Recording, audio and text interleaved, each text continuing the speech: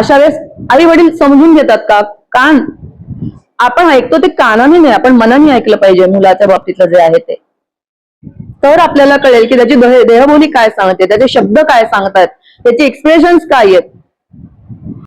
आई बाबा आरसा दाखवत आहेत की तुला कोणाला तू भेटू शकतोस, काय करू शकतोस, काय नाही करू शकत, हे सगळं कोण सांगतं इथे? आई बाबा. पण मुलाचे रूट्स मध्ये हे सगळं आहे. म्हणजे याचाच अर्थ काय होतो की एक आई बाबा म्हणून आपल्याला मुलांवर नजर ठेवावी लागते आणि त्याच्याशी संवाद साधावा लागतो. सगळ्यात महत्वाचा आहे ना संवाद. सध्याच्या काळात मुलांवरचे अत्याचार, त्रास हे फार वाढ झालेली आहे.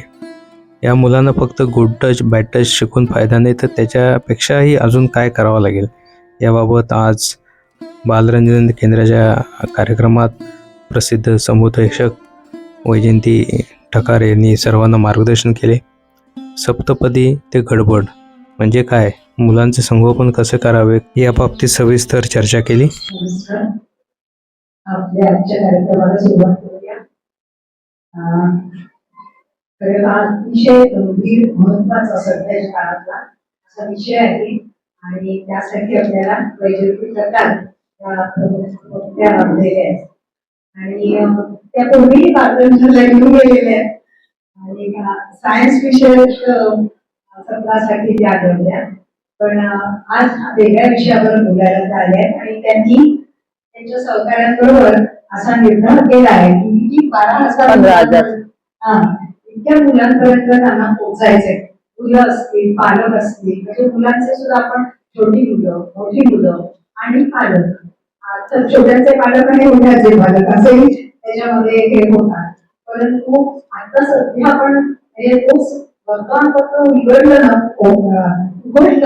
की आपल्याला काहीतरी घडतं होईल अशाच गोष्टी वाचायला मिळतात आणि ते वाचल्यानंतर आपल्याला खूप क्लेश होतो. काही वेळेला असं वाटतं की थोडी काही काळजी घेतली असती तर हे कळलं असतं का, असंही आपल्याला वाटतं. परंतु म्हणजे अनेक आजी आजोबा मला भेटतात आणि सांगतात आम्ही पेपरच वाचणं बंद केलंय की आम्हाला ते वाचवत नाही असंही सांगतात. अर्थात न वाचणं हा काही त्याच्यावरचा उपाय नाहीये, परंतु आजूबाजूला घडणाऱ्या घटना बघितल्यानंतर आपल्याला काही गोष्टी सर्वांपर्यंत पोहोचवाव्यात असं मात्र नक्की प्रदर्शन वाटतं.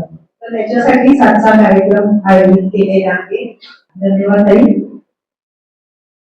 नमस्कार. आजच्या सुजाण पालक मंडळात सर्वांचे मनापासून स्वागत करते. आजच्या कार्यक्रमाच्या वक्त्या माननीय वैजयंती ठकार, त्यांचे सहकारी माननीय पल्लवीताई पेटकर आणि माननीय डॉक्टर श्वेताताई यस्वाल आणि बालरंजन केंद्राच्या संचालिका संस्थापक माननीय माधुरीताई, सर्वांचे बालरंजन केंद्रातर्फे मी मनापासून स्वागत करते. एका जोरदार टाळ्या वाजवूया आपल्या पाहुण्यांसाठी. वैजयंती ठकार विटी एज्युकेशनल फाउंडेशन या संस्थेच्या डायरेक्टर आहेत. त्या संस्थेच्या माध्यमातून गेली 37 वर्ष त्या समाजसेवा करत आहेत. त्यांनी बॅचलर ऑफ हेल्थ सायन्स ही पदवी घेतली असून चाइल्ड डेव्हलपमेंट हा त्यांचा मुख्य विषय आहे. आर्ट बेस्ड थेरपिस्ट म्हणून त्या कार्यरत असून अप्लाइड सायन्स मध्ये सुद्धा आपल्या काम करत असतात. अनाथ मुलं, दिव्यांग मुलं, सर्व स्तरातले विद्यार्थी, निरीक्षण गृहातील मुलं, पालक तसंच शिक्षक अशा विविध गटांसाठी त्यांचं काम सुरू असतं. तशा या वैजयंतीताईंना मी विनंती करते की त्यांनी आजच्या कार्यक्रमाला सुरुवात करावी. खरंच तुमचं स्वागत आणि कौतुक की जे आले त्यांना ती खरी खरी जाणीव आहे म्हणून ते आलेले आहेत. एक छोटीशी ओळख होती की जी करून द्यायची राहिली आहे, तर ती मी ओळख तुम्हाला आधी करून देते आणि मग कार्यक्रमाला सुरुवात करू. चालेल ना? माझं नाव वैजयंती ठकार आणि मी 30 वर्षाची आहे. हा, हसायला आलं का बरं? नाही वाटत आहे मी 30ची? नाही वाटत आहे? ओके. आता मी माझी अशी ओळख का करून दिली ते सांगते. तुमच्या आणि माझ्या मधला एक कॉमन फॅक्टर हा आहे की मी पण पालक आहे आणि तुम्ही पण पालक आहात, बरोबर? मग माझा मोठा मुलगा आहे, मला एकच आहे, पण तुमच्या बाबतीत जर तो मोठं जे कोणी बाळ असेल ते, जो कोणी मुलगा असेल ते, त्याचं वय म्हणजे तुमचं वय तुम्ही सांगायचंय. ठीक आहे? मी कसं सांगितलं, माझं नाव वैजयंती ठकार आणि मी 30 वर्षाची आहे. तुमचं सांगा ओळख. तुम्ही सांगा. ओके, 4 वर्षाची आहे. आता गंमत बघा बर का, की जे 22 वाले वगैरे ठीक आहे, पण 4-3.5 वर्षाचे, मी 3.5 वर्षाची आहे, असा एक एनर्जी होती का ती नव्हती. कारण का तर आपण काय करतो माहितीये का, जे वय आत्ताच आपलं आहे, म्हणजे मी काय 30 वर्षाची आहे, मी 32 वर्षाची आहे, तर ते वय आपल्या मनामध्ये राहतं. पण जर तुम्हाला मुलांचे प्रश्न सोडवायचे असतील तर तुम्हाला त्या वयामध्ये जाऊन विचार करावा लागतो. आज जर मी 30 वर्षाची वय सांगते, माझा मुलगा जर 30 वर्षाचा असेल तर मी 30 वर्षाची असताना माझ्या वयात त्या वयामध्ये माझ्या मनात काय विचार येत होते, मी कशी रिॲक्ट होत होते, मी कशी वागत होते, त्यावेळेस माझ्या भावना काय होत्या, हे जर मला जाणून घेता आलं तर मला त्याचे आत्ताचे प्रश्न सोडवता येतील. आणि आपल्या या मुलांच्या बाबतीत, कारण ही पुढची पिढी इतक्या वेगळ्या पद्धतीने डेव्हलप होतीये ना, की त्या वयापर्यंत आता आपली मुलं आपल्याला बोलतील का नाही, आपल्या बरोबर काही विचारतील का नाही, अशी पण शंका येऊ शकते. पण ते जर टाळायचं असेल तर आपण काही गोष्टी करू शकतो, आत्तापासूनच करू शकतो. खरं तर हीच जास्त योग्य वेळ आहे असं आपण म्हणूया.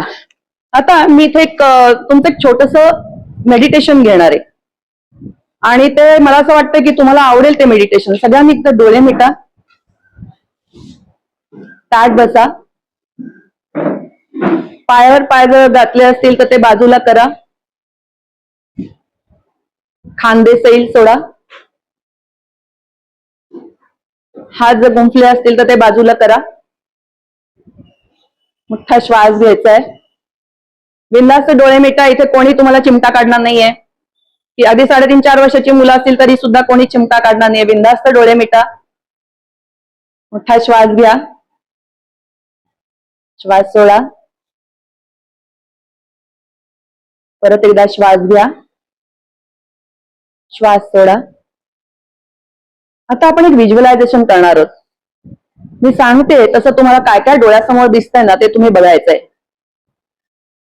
आता आपण पुन्हा आपलं जे लहान वय ना त्याच वयाचे झालेलो आहोत, आणि आता आपण इथनं बाहेर पडलोय. थोडस बाहेर गेलो आणि तुम्ही बघितलं की तुम्हाला तिथे एक बाग दिसतेय. त्या बागेमध्ये तुम्ही प्रवेश केलाय. त्या बागेमध्ये ना ओली ओली माती आहे, आणि त्या मातीवर तुम्ही एक एक पाऊल टाकत पुढे जाताय. त्या मातीचा गारवा तुमच्या शरीरामध्ये भिनत जातोय. तुम्ही हळूहळू पुढे जाताय, आणि आजूबाजूला इतकी सुंदर झाडं दिसतायत, फुलं दिसतायत, सूर्याची कोवळी कोवळी किरणं त्यावर पडलेली आहेत, ती झाडं मस्त डुलतायत, तुम्हाला खूप छान वाटतंय. अजून थोडंसं पुढे जाताय, आणि एकदम तुम्हाला जाणवतं की तुमच्या हातामध्ये काहीतरी आहे. तुम्ही हळूच ती हाताची मूठ उघडली, बघताय तर काय, त्याच्यामध्ये एक छोटस बीज आहे. आधी तुम्ही इकडे तिकडे बघता, कोणी दिलं बरं आहे माझ्या हातात हे बी.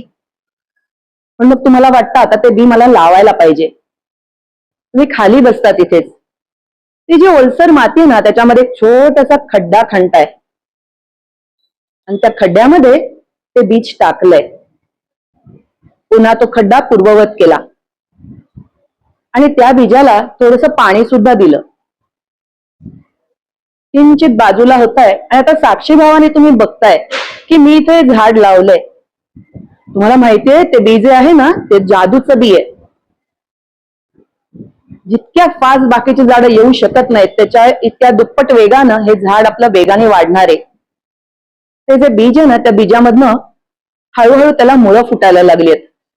छोटी छोटी उली उली ते सगळी मुळं अशी जमिनीमध्ये जायला लागली आहेत. ते बीज उमललंय, आणि त्यातनं एक छोटस रोप जमिनीवरती डोकवायला लागलंय. तरी हळूच बघतोय इकडे तिकडे.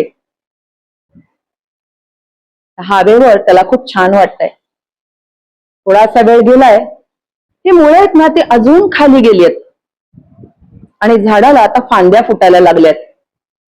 2, 4, 4च्या 8, 8च्या 16, भर भर भर भर झाड वाढतंय.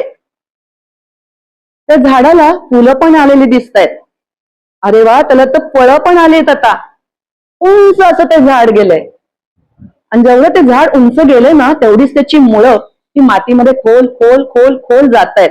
तुम्हाला दिसतंय ना सगळं साक्षीभावाने तुम्ही बघू शकताय, कारण ते तर जादूचं बी आहे. आता हे जे झाड आहे ना त्याला कळतंय की अरे वा, आता मी खालनं जमिनीमधनं पाणी शोषून घेऊ शकतोय. ते सूर्याची किरणं जी आहेत ना त्याच्यावर मी इथे छानपैकी त्याची आंघोळ होती मला त्या सूर्याच्या किरणांनी. मला इतकं छान वाटतंय, वाऱ्यावर असं डुलायचंय, बागडायचंय. अतिशय आनंदी असं ते झाड आहे. कदाचित ते झाड येणाऱ्या वाटसरूला आता सावली सुद्धा देईल, फळं देईल, फुलं देईल. किती सुंदर दृश्य दिसतंय ना. हळूहळू तुम्ही परत पाठीमागे येताय, एकदा वळून त्या झाडाकडे बघताय आणि पुन्हा तुम्ही त्या बागेतनं बाहेर आलाय. आता तुम्ही आपल्या या बालरंजन केंद्रात आलेला आहात परत. एक मोठा श्वास घ्या, सोडा आणि हळूहळू डोळे उघडा. कसं वाटलं झाड बघताना? तुम्हाला तो अनुभव आला का? हा अनुभव घेता आला? ते झाड बघता आलं? बघा, मी इथे एक चित्र काढायचा प्रयत्न करते. ते झाड असंच होतं का बघा. लहान मूल जसं झाड काढतं ना, तसंच मी आता काढते.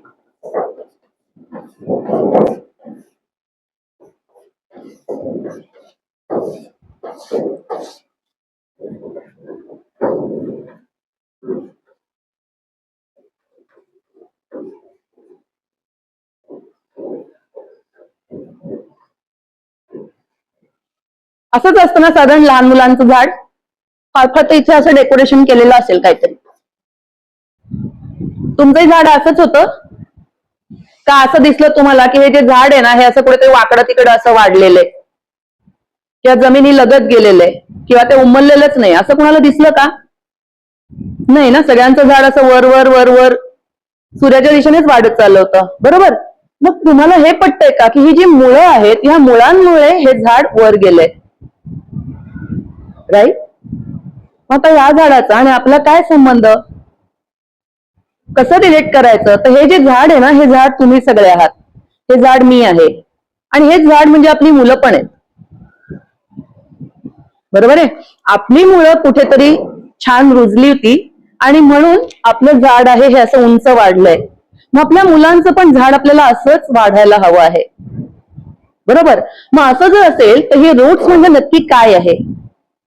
ते जर मजबूत व्हायला हवं असेल तर मुलाकडे रूट्स म्हणून काय आहे बघा बरं. आता तुम्ही मला सांगणार त्यातली काही काही गोष्टी तर मी आधीच लिहिते.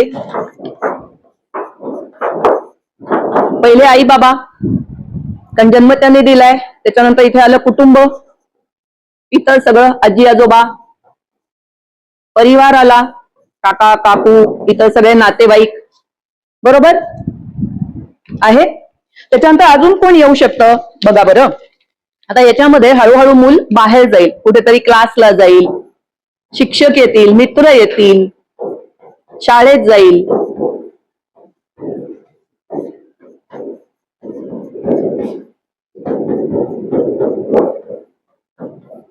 नंतर ओळखीचे कुठले तरी दुकानदार वगैरे असतील, कोण ना कोणतरी असं असू शकेल. समाज येईल इथे की जे आपल्याला माहित नाहीत. मुलाचं बोट धरून तुम्ही रस्त्यावरनं जाताय, माहित नाही अवतीभोवतीची कुठली माणसं आहेत, पण मग तो समाज येईल, बरोबर आहे. अजून काय येईल असं तुम्हाला वाटतंय?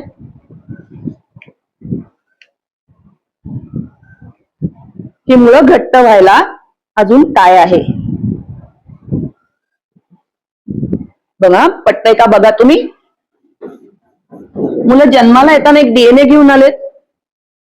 त्या डीएनए वर काही गोष्टी आहेत. म्हणजे आपण कधी कधी म्हणतो बघा, हा ना अगदी आजोबांसारखा रागवतो, ही नखं खायची सवय ना ती त्याच्या आत्याकडनं आलेली आहे, काहीतरी आहे जे परंपरागत आहे. गाण्याचा आवाज ना इकडनं आलेला आहे. म्हणजे आपलं डीएनए हा याच्यामध्ये खूप महत्वाचं काहीतरी एक रोल त्याचा घेऊन आलेला आहे. त्याच्यानंतर आपल्याला इथे वाटतं ते हॉर्मोन्स असतात, बरोबर आहे. बाकीच्या सगळ्या ज्या संस्था आहेत शरीरातल्या, त्या मुलांच्या बाबतीत आपल्या सगळ्यांना माहिती आहे की लहानपणी पचन संस्था, श्वसन संस्था, उच्छजन संस्था वगैरे सगळं चालू होतं.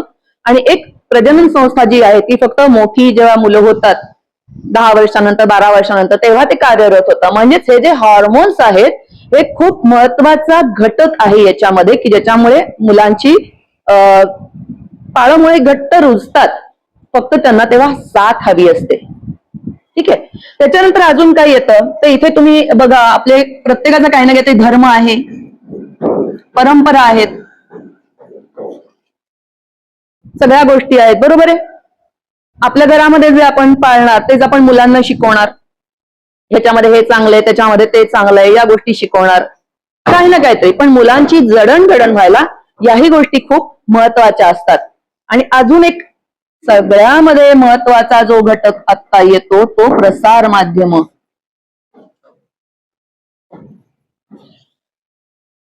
आपल्या सगळ्यांच्याही आयुष्याला व्यापून उरलेलं जे आहे ते प्रसार माध्यम. आता तुम्ही म्हणाल की हे सगळं आम्हाला सांगायची काय गरज आहे, तर तुम्ही कुठलाही प्रश्न घ्या, यातला एक किंवा ह्याच्यापेक्षा जास्त घटक कार्यरत असतात. कुठलाही प्रश्न घ्या, मूल डबा खात नाहीये का बरं? तो बघत असेल की बाकीचे माझे मित्रमैत्रिणी जे काय डब्यात आणतात तसं माझी आई मला देत नाहीये, बरोबर आहे की नाही? मला काहीतरी वेगळं हवंय, तिथे देत नाहीये. कुठलंही घ्या तुम्ही उदाहरण, तुम्ही मला प्रश्न विचारा की ह्याच्यामध्ये काय याचा संबंध आहे सांगा. वेगवेगळ्या गोष्टी कुठलंही तुम्ही घ्या उदाहरण, कुठलाही प्रश्न असू दे, या सगळ्याची उत्तरं इथे आहेत.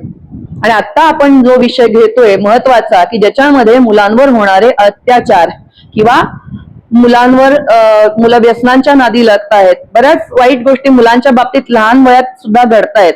म्हणजे कमीत कमी न्यूबॉर्न बेबी जस्ट 3-4 hours त्याच्यावर अत्याचार झालेला, हे उदाहरणं पण ऐकलेली आहेत. हे सगळं जेव्हा आपण घडताना पाहतो ना, तेव्हा आपली ही गरज आहे की मुलाच्या दृष्टिकोनातून की ह्याच्यामधला कुठला असा प्रॉब्लेम आहे की जो मुलाच्या मुळे त्याच्यामध्ये तो प्रॉब्लेम आलेला आहे. आणि या सगळ्यामध्ये सगळ्यात महत्वाचं कार्य हे कोण करतं, तर आई बाबा. कारण आई बाबा मुलाला आरसा दाखवत आहेत. पटतंय? आई बाबा आरसा दाखवत आहेत की तुला कोणाला तू भेटू शकतोस, काय करू शकतोस, काय नाही करू शकत, हे सगळं कोण सांगतं इथे? आई बाबा. पण मुलाचे रूट्स मध्ये हे सगळं आहे. म्हणजे याचाच अर्थ काय होतो की एक आई बाबा म्हणून आपल्याला मुलांवर नजर ठेवावी लागते आणि त्याच्याशी संवाद साधावा लागतो. सगळ्यात महत्वाचं आहे ना संवाद. तुम्हाला ती भेदबलाची गोष्ट माहितीये का, की ते पान का खराब झालं, गोडा का हे होत नाहीये आणि भाकरी का करपली, एकच उत्तर. तसं तुम्ही कुठलाही प्रश्न घ्या, मुलं वाईट संगतीमध्ये का गेली, या मुलांच्यावर अत्याचार का झालेले आहेत, अजूनही कुठलाही प्रश्न त्यात टाका, त्या सगळ्या प्रश्नांची उत्तरं येतील की आई बाबांशी संवाद नीट आहे का नाही, आई वडिलांनी लहानपणापासून काही गोष्टी सांगितलेल्या आहेत का नाहीत, या गोष्टींचा विचार करण्याची आपल्यावर आत्ता वेळ आलेली आहे. आपण जेव्हा मोठे होत होतो तेव्हा काय मीडियाचा एवढा प्रसार झालेला नव्हता. वर्तमानपत्र होतं आणि टीव्ही असला तरी त्याच्यावर चांगले कार्यक्रम होते सुदैवाने. आता सारखं काही नव्हतं आणि आपल्या हातात सुद्धा ते नव्हतं. आई वडिलांनी सांगितलं जा उठून तुझी वेळ झाली, जाऊन झोपायचंय, आपण जाऊन झोपत होतो. आई वडिलांनी तिकडे काय बघतात आपण विचारत नव्हतो. पण आता अशी वेळ आलेली आहे की मुलांच्या बाबतीमध्ये हे सगळं घडताना आपल्याला दिसून येत आहे. मग ह्याच्यामध्ये अजून एक मुद्दा असा येतो की आपण संवाद असं म्हणतोय. आई वडील मुलांशी काय करतात तर संवाद. म्हणजे बघा, समजा मुलाला मार्क कमी पडले, हे काय एवढे कसे कमी पडले, ते शेजारच्याला तर इतके इतके पडले, तुला काय झालं, एवढे आम्ही आता कष्ट करून तुला दिले, तुला एवढं करवत नाही का? हा एक संवादाचा प्रकार आहे. माझं असं म्हणणं नाहीये की आपल्या घरामध्ये तो होतो, पण हा प्रकार एक आहे. याला आपण संवाद म्हणू शकतो का? किंवा मुलाने चूक केली, कप फुटला, आपल्याही यातनं काहीतरी फुटलं जातं, पण काट्या नेमकं तुला याच वेळेस कप फोडायचा होता का, मला ऑफिसला जायची घाई आणि हे काय तुझं चाललंय. म्हणजे कधी ना कधी आयुष्यात अशी वेळ येते की जेव्हा आपण मुलावर आवाज चढवतो, संवाद कमी होतो आणि नंतर तो संवाद सुधारायची आपल्यावर वेळ येत नाही किंवा आपण ती आणत नाही, आपल्या डोक्यातनं तो भाग निघून जातो. मग हे असं का होतं? हा जो आपला एकमेकांमधला संवाद आहे तो आपल्यामधल्या कुठल्या तरी भावना ज्या आहेत त्या आपल्याकडनं करून घेतात. पालक म्हणून आपण मुलासाठी काय काय करतो, म्हणजे मी यांना नाव सुचवताना म्हटलं होतं ना की पालकत्वाची सप्तपदी आहे. ती सप्तपदी काय असते तर पालकांकडनं मुलांना काय अपेक्षित आहे? प्रेम हवंय, बरोबर आहे, प्रेम हवंय. एखाद्या मार्ग कमी पडलेत म्हणजे तुम्ही धपाटा दिलात तर तेव्हा सुद्धा प्रेमच आहे ना त्याच्यामध्ये. तुला एवढं कसं कळत नाही, आता मार्क नाही मिळाले तर कसं होईल तुझं, नोकरी मिळेल का नाही तुला, कुठं कुठं चाललंय, तुम्हाला प्रश्न दिसत आहेत, मुलाला दिसत नाहीयेत. तुमचं प्रेमच आहे, मुलाला दिसत नाहीये. म्हणजे आपण जेव्हा म्हणतो की प्रेम आहे मुलावर, तेव्हा ते दाखवण्याची काहीतरी पद्धत आपल्याला शिकून घ्यावी लागते. आणि जर आपलं मूल अशा कुठल्याही वाईट गोष्टींना, म्हणजे ती व्यसनं असू देत किंवा अत्याचार असू देत, त्याला जर आपल्याला फशी पडायला नको असतील, तर इथून आपल्याला सुरुवात करावी लागेल की आपण कुठे आहोत, कुठे जायचंय आणि मुलांना कशा पद्धतीने आपण सपोर्ट केलं पाहिजे. कारण आपण महत्व कशाला देतोय आता, तर प्रिकॉशन ती पहिली घेतली पाहिजे. क्युअर नंतर गरज नाहीये त्याची, यायलाच नकोय ती क्युअर करायची गरज. हे इथे जर आपण एक पाऊल पुढे टाकलं तर आपल्याला त्याचा फायदा होऊ शकतो. मग प्रेमाबरोबर अजून काय आहे तर बघावर का, इथे मुलांना प्रोत्साहन द्यावं लागतं.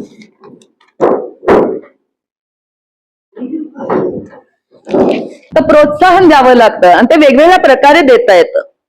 प्रत्येक वेळेस काही त्याला काहीतरी गिफ्ट दिलं पाहिजे असं नाहीये. तुम्ही मुलांना जर मिठी मारलीत ना रोज एक, तर त्याच्या इतकी दुसरी चांगली गोष्ट नाहीये. ते मिठीमध्ये काय माहितीये तुम्हाला, इथे तुमचं प्रेम दिसतं, प्रोत्साहन दिसतो, तुमचा आधार दिसतो. आम्ही आहोत तुझ्याबरोबर, काहीही होऊ दे, काही घाबरू नकोस, आधार दिसतो. मग अजून काय आहे त्याच्या पाठीमागे, मुलांचे तुम्ही संवाद साधता का, सुसंवाद आपण म्हणूयात, हा आहे का. सतत म्हणजे अगदी गोडी गुलाबीतच बोललं पाहिजे असं नाही, पण आत्ता मला राग आलाय, प्लीज आपण थोड्या वेळाने बोलूयात, मला तुला आता समजून सांगता येत नाही कारण मला त्रास होतोय, थोडं थांब पण मी सांगेन तुला. हा पण सुसंवादच आहे. कारण आई वडील म्हणून आपल्याला पण प्रॉब्लेम्स येत असतात, पण मग मुलांच्या प्रॉब्लेम्सचा पण आपण विचार करायला लागतो आणि कशा त्या भावना आड येतात ना ते पण मी तुम्हाला सांगणार आहे. हा सुसंवाद एक झाला. त्याच्यानंतर एक क्षमा. मुळात क्षमा करण्याकरता मुलांच्या हातनं काही चुका व्हाव्या लागतात. माझं तर म्हणणं आहे लहानपणी चुका होऊ देत, मोठेपणी चुका करण्यापेक्षा ना लहानपणी चुका झालेल्या परवडतात. जी मुलं लहानपणी कुठेही चुका करत नाहीत ना, 100% तुम्ही बघा त्या मुलांच्या आयुष्यात प्रॉब्लेम्स येतातच. छोट्या छोट्या चुका असतात, पण जर जेव्हा तुम्ही क्षमा करता, त्याला सांगता मी तुझ्याबरोबर आहे, तेव्हा मूल तुमच्याकडे येऊन संवाद साधेल. कारण मूल तुम्हाला मित्रमैत्रिणी मानतील. बरोबर आहे की नाही. आम्ही ठीक शाळांमध्ये जेव्हा सेशन्स घेतो ना, तेव्हा त्यांना सांगतो की तुमचे पहिले मित्रमैत्रिणी कोण आहेत, तर आई आहे. आई कशी आमची मित्रमैत्रीण असू शकेल, ती तर आम्ही हे नाही खाल्लं डबा तसंच परत आला म्हणून रागवते, अभ्यास करा म्हणून रागवते, तिला कधी वेळच नसतो, ती कामावरच सारखी असते, घरी आले की बाकीच करत बसते, सगळ्यांकडे लक्ष आहे माझ्याकडेच लक्ष नाहीये, हे मुलांकडनं ऐकायला मिळतं. पण मग आपण क्वालिटी टाइम जेव्हा देऊ असं म्हणतो आहोत, तेव्हा ह्या गोष्टी देता येणं शक्य आहे का, क्षमा कशा पद्धतीने करता येईल हे शिकून घेणं गरजेचं आहे. क्षमा मागायला पण पाहिजे मुलांची, माझ्या हातनं चूक झाली असेल तर आय एम सॉरी हे म्हटलं पण पाहिजे, आणि त्याची चूक झाली असेल तर त्याला समजून सांगितलं पाहिजे, इट्स ओके, होतात चुका, माझ्याही हातनं झालं होतं, माझ्या हातनं कप फुटला होता, काही हरकत नाही, आपण उचलून टाकू म्हणजे परत कुणाला लागायला नको नीट. हे जेव्हा आपण असं सांगतो ना या शब्दांमध्ये, तेव्हा मुलाला कळत जातं की हा सुसंवाद आहे, इथे हार्ट टू हार्ट कनेक्शन आहे. तुमचा जो संवाद होतो ना तो त्याला कळतो, तो इथपर्यंत जातो, इथपर्यंत जातो. आणि हे जर नसेल तर मुलं बाहेर आधार शोधतात. जेव्हा मोठी होतात तेव्हा ते पिअर ग्रुपवर जास्त डिपेंड राहतात. मग तेव्हा त्यांना पालकही जवळचे नसतात, शिक्षकही काही वेळानंतर लांब लांब जायला लागतात, आणि पिअर्स की ज्यांची बुद्धिमत्ता त्यांची एवढीच आहे, ज्यांना काही फारसं त्यातली गोष्टीतलं माहिती नाहीये, अशांवर ते जास्त डिपेंड राहायला लागतात. म्हणून ही एक गोष्ट आपल्या इथे महत्वाचं आहे की आपण कसं बोलतो. पुढचं मी म्हणेन की दिशादर्शक आहे का.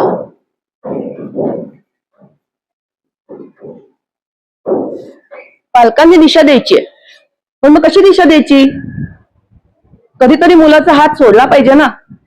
बघा लहानपणी तर तुम्ही पूर्णपणे मुलाला जवळ घेतलेलं असतं, मग त्याच्यानंतर जेव्हा मूल असा पडतं वगैरे काहीतरी सुरुवात होते तेव्हा तुम्ही त्याला आधार देता, खूप प्रेम करत असता त्याच्यावर तेव्हा, कारण तुम्हाला वेळ पण असतो तेव्हा. मग हळूहळू मूल अजून मोठं होतं, मग तुम्ही काय करता, दोन्ही हातात धरून त्याला चालवता, मग हळूहळू एकच हाताला धरता, मग हळूहळू एक बोट त्याच्या हातात देता, आणि एक वेळ असं होतं की मूल चालायला लागतं, पळायला लागतं, आणि मग आपण लांबनं बघत बसतो की हा आता हे चालायला लागले बरं का, पळायला लागले बरं का, पण त्याला मदतीची गरज आहे हे आपल्या लक्षात येत नाही. कारण ते झालं फक्त फिजिकल डेव्हलपमेंट झाली, ती जेव्हा आपण त्याच्या इमोशनल किंवा मेंटल गरजा ज्या आहेत ना तेव्हा आपण उभं राहायला पाहिजे. त्या गरजा तुम्हाला कुठे दिसतात, याच्यामध्येच तुम्हाला त्या दिसतात. त्याला चॅनलाइज करायला पाहिजे, कारण या मुलांकडे ऊर्जा आहे आणि त्या ऊर्जेला आपल्याला चॅनलाइज करायला पाहिजे. म्हणून ही जी सप्तपदीमध्ये आपण बघतोय ते तुम्ही त्याच्याबरोबर आहात का. अवकाश आपल्यालाही लागतो ना कधीतरी. आपण म्हणतो बघा की कंटाळा आला, नुसती घराची धुणी भांडी करा, ऑफिस मधलं काम करा, आजारपण काढा, कंटाळा आला मला, आता जरा थोडासा स्वतःला वेळ द्या, अवकाश द्या. मुलांनाही वेळ लागतो, स्वतःचा स्वतः वेळ हवा असतो, पण तो कॅल्क्युलेटेड वेळ आपण त्याला देतोय का? मूल दुखावलंय हे आपल्याला ओळखता येतं का? मूल रागावलंय ओळखता येतं का? भीती वाटते ओळखता येतं का? कारण जे दिसतं ना तसं ते नसतं. भावना या छुप्या असतात. मी तुम्हाला उदाहरण देते. एक मुलगी होती आमच्या, मी 16.5 वर्ष अनाथाश्रमामध्ये काम करत होते. तर ती मुलगी अशी ना चावायची, कुणी जवळ आलं ना की भस्कन चावायची, इतकी जोरात चावायची की तिचं असं रुतायचे. सगळ्यांना म्हणायचे काय हे तर टाळकं सरकतं, कसली रागीट ही. आणि मला सारखं वाटायचं हे त्याचा राग नाहीये, ही तिची भीती आहे. आणि तेव्हा रिपोर्ट वगैरे लिहिताना आम्हाला ते लिहायला लागायचं. तर मला सगळ्यांनी विचारतात तुला का वाटतं की ती घाबरलेली आहे? अरे अनाथ मुलगी आहे, तिच्या आई वडिलांनी तिला सोडलेलं आहे, त्याच्या आधी तिच्या आयुष्यात काय घडले तुम्हाला काय माहिती? ती सांगू शकणार नाही की प्रत्यक्ष तिच्या मनात कधी ती भीती असेल. तिला शांत करायला पाहिजे. डॉक्टरांकडे गेल्यानंतर ते काय तुम्हाला औषध देतील, पण ते औषध काही करणार नाही. चावावंसं का वाटलं त्या क्षणाला त्या माणसं आणि तिच्यामध्ये असं काय होतं की ज्यामुळे तिला असं करावंसं वाटलं? त्या मुलीला सांभाळायला पाहिजे, तिच्या भावनांना सांभाळायला पाहिजे. म्हणजे काय करायला पाहिजे? तर तिला अवकाश द्यायला पाहिजे, तिला सांगायला पाहिजे इट्स ओके, तुला चावावंसं वाटलं मला कळलं, तुला खूप राग आलाय ना, मी तुला दुसरा उपाय सुचवते, ही उशी घे, या उशीला तू मार, काही कर, काहीही कर. जर चावावंसं वाटलं ना मी तुला सफरचंद देते, तू त्याला चाव. पण दुसऱ्या कुठल्या माणसाबद्दल जर तुला काही त्रास होत असेल तर तू मला सांग. तुला आवडते का मी ताई म्हणून? मग तू मला सांग तुला काय होतंय ते, मग आपण बघू काय करायचंय ते. मग मुलांना संगीतामध्ये काहीतरी त्यांची रुची असेल तर ते त्या बाजूला वळवणं, डान्स करून घेणं, असं काहीतरी करून या मुलांमध्ये जे थ्रोईंग टँट्रम्स होते ते बाहेर काढायला सुरुवात केली. आमच्या इथे एक मुलगा होता तेव्हा 6 वर्षाचा वगैरे, आणि त्याने दुसऱ्या एका मुलाला त्रास देताना आम्ही पाहिलं. त्रास म्हणजे सेक्शुअल ऍक्ट करताना.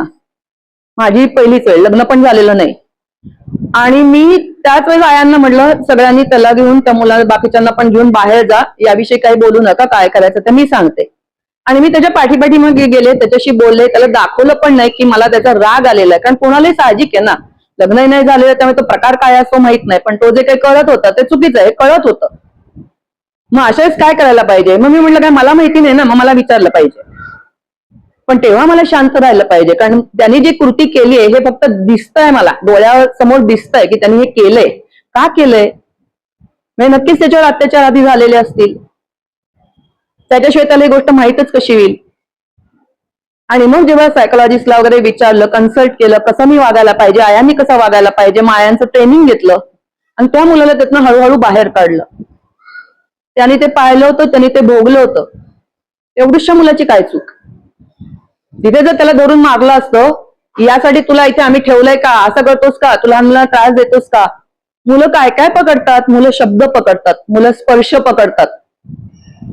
आपल्या ऑरामधनं त्यांच्या ऑरापर्यंत जाणारा जो काही तिरस्कार, राग, घाणेरडेपणा आहे, घाण असं काहीतरी वाटतंय, ते सगळं त्या मुलांपर्यंत जातं.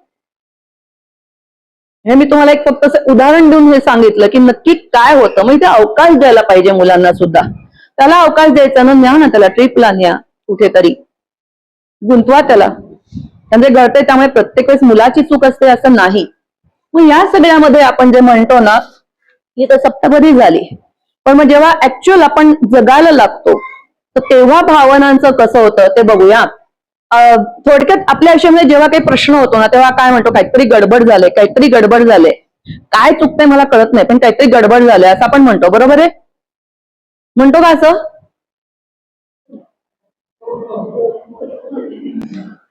चालेल, मी इथे लिहिते बर का.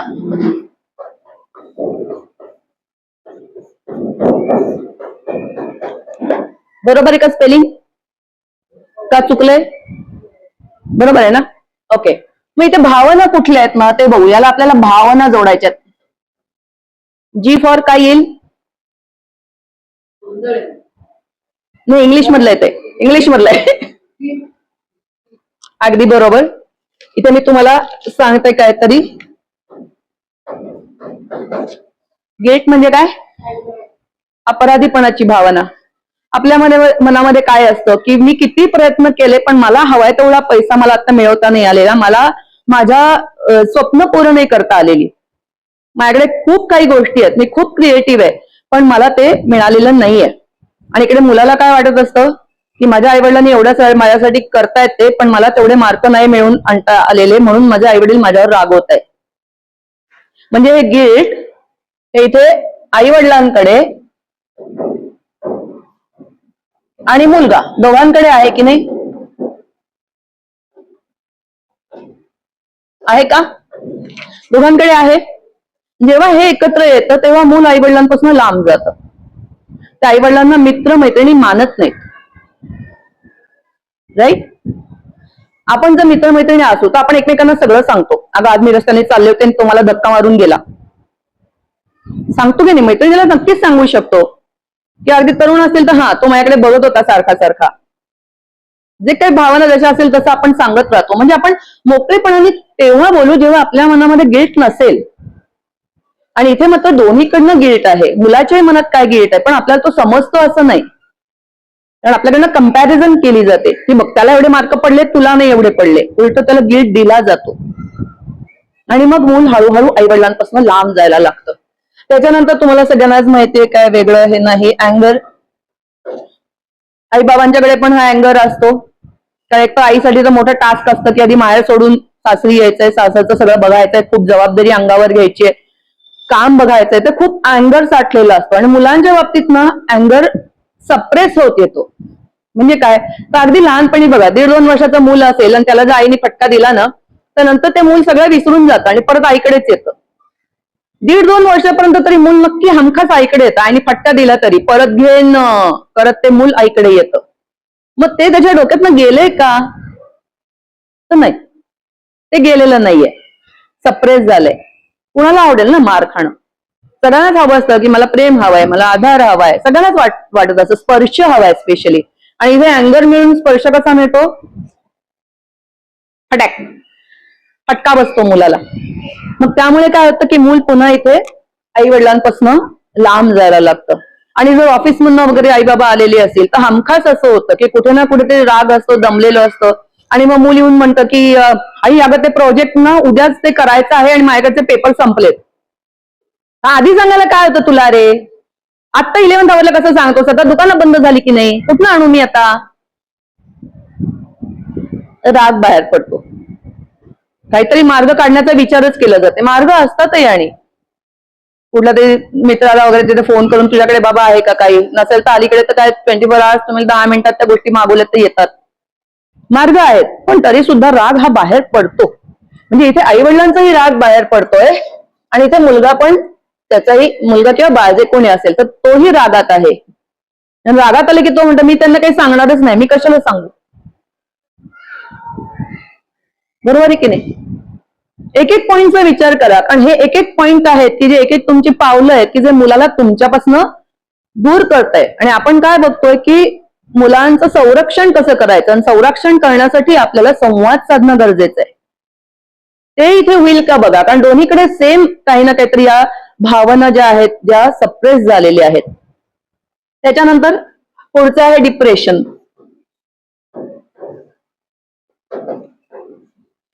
आई बाबांना पण आहे, मुलांना पण आहे. लहान मुलाला कसलं आलंय डिप्रेशन? पण आपण लहान मूल म्हणतो ना तेव्हाच आपण चुकतो. का? आता आपण काय म्हणतो बाबा की मी 60 वर्षाची आहे तर माझ्याकडे 60 वर्षाची मॅच्युरिटी जी आहे ती असणं अपेक्षित आहे. राईट? म्हणतो ना आपण. म्हणजे 2 वर्षाचं मूल आहे त्याचा पण 2 वर्षाचीच अपेक्षा त्याच्याकडनं करायला पाहिजे.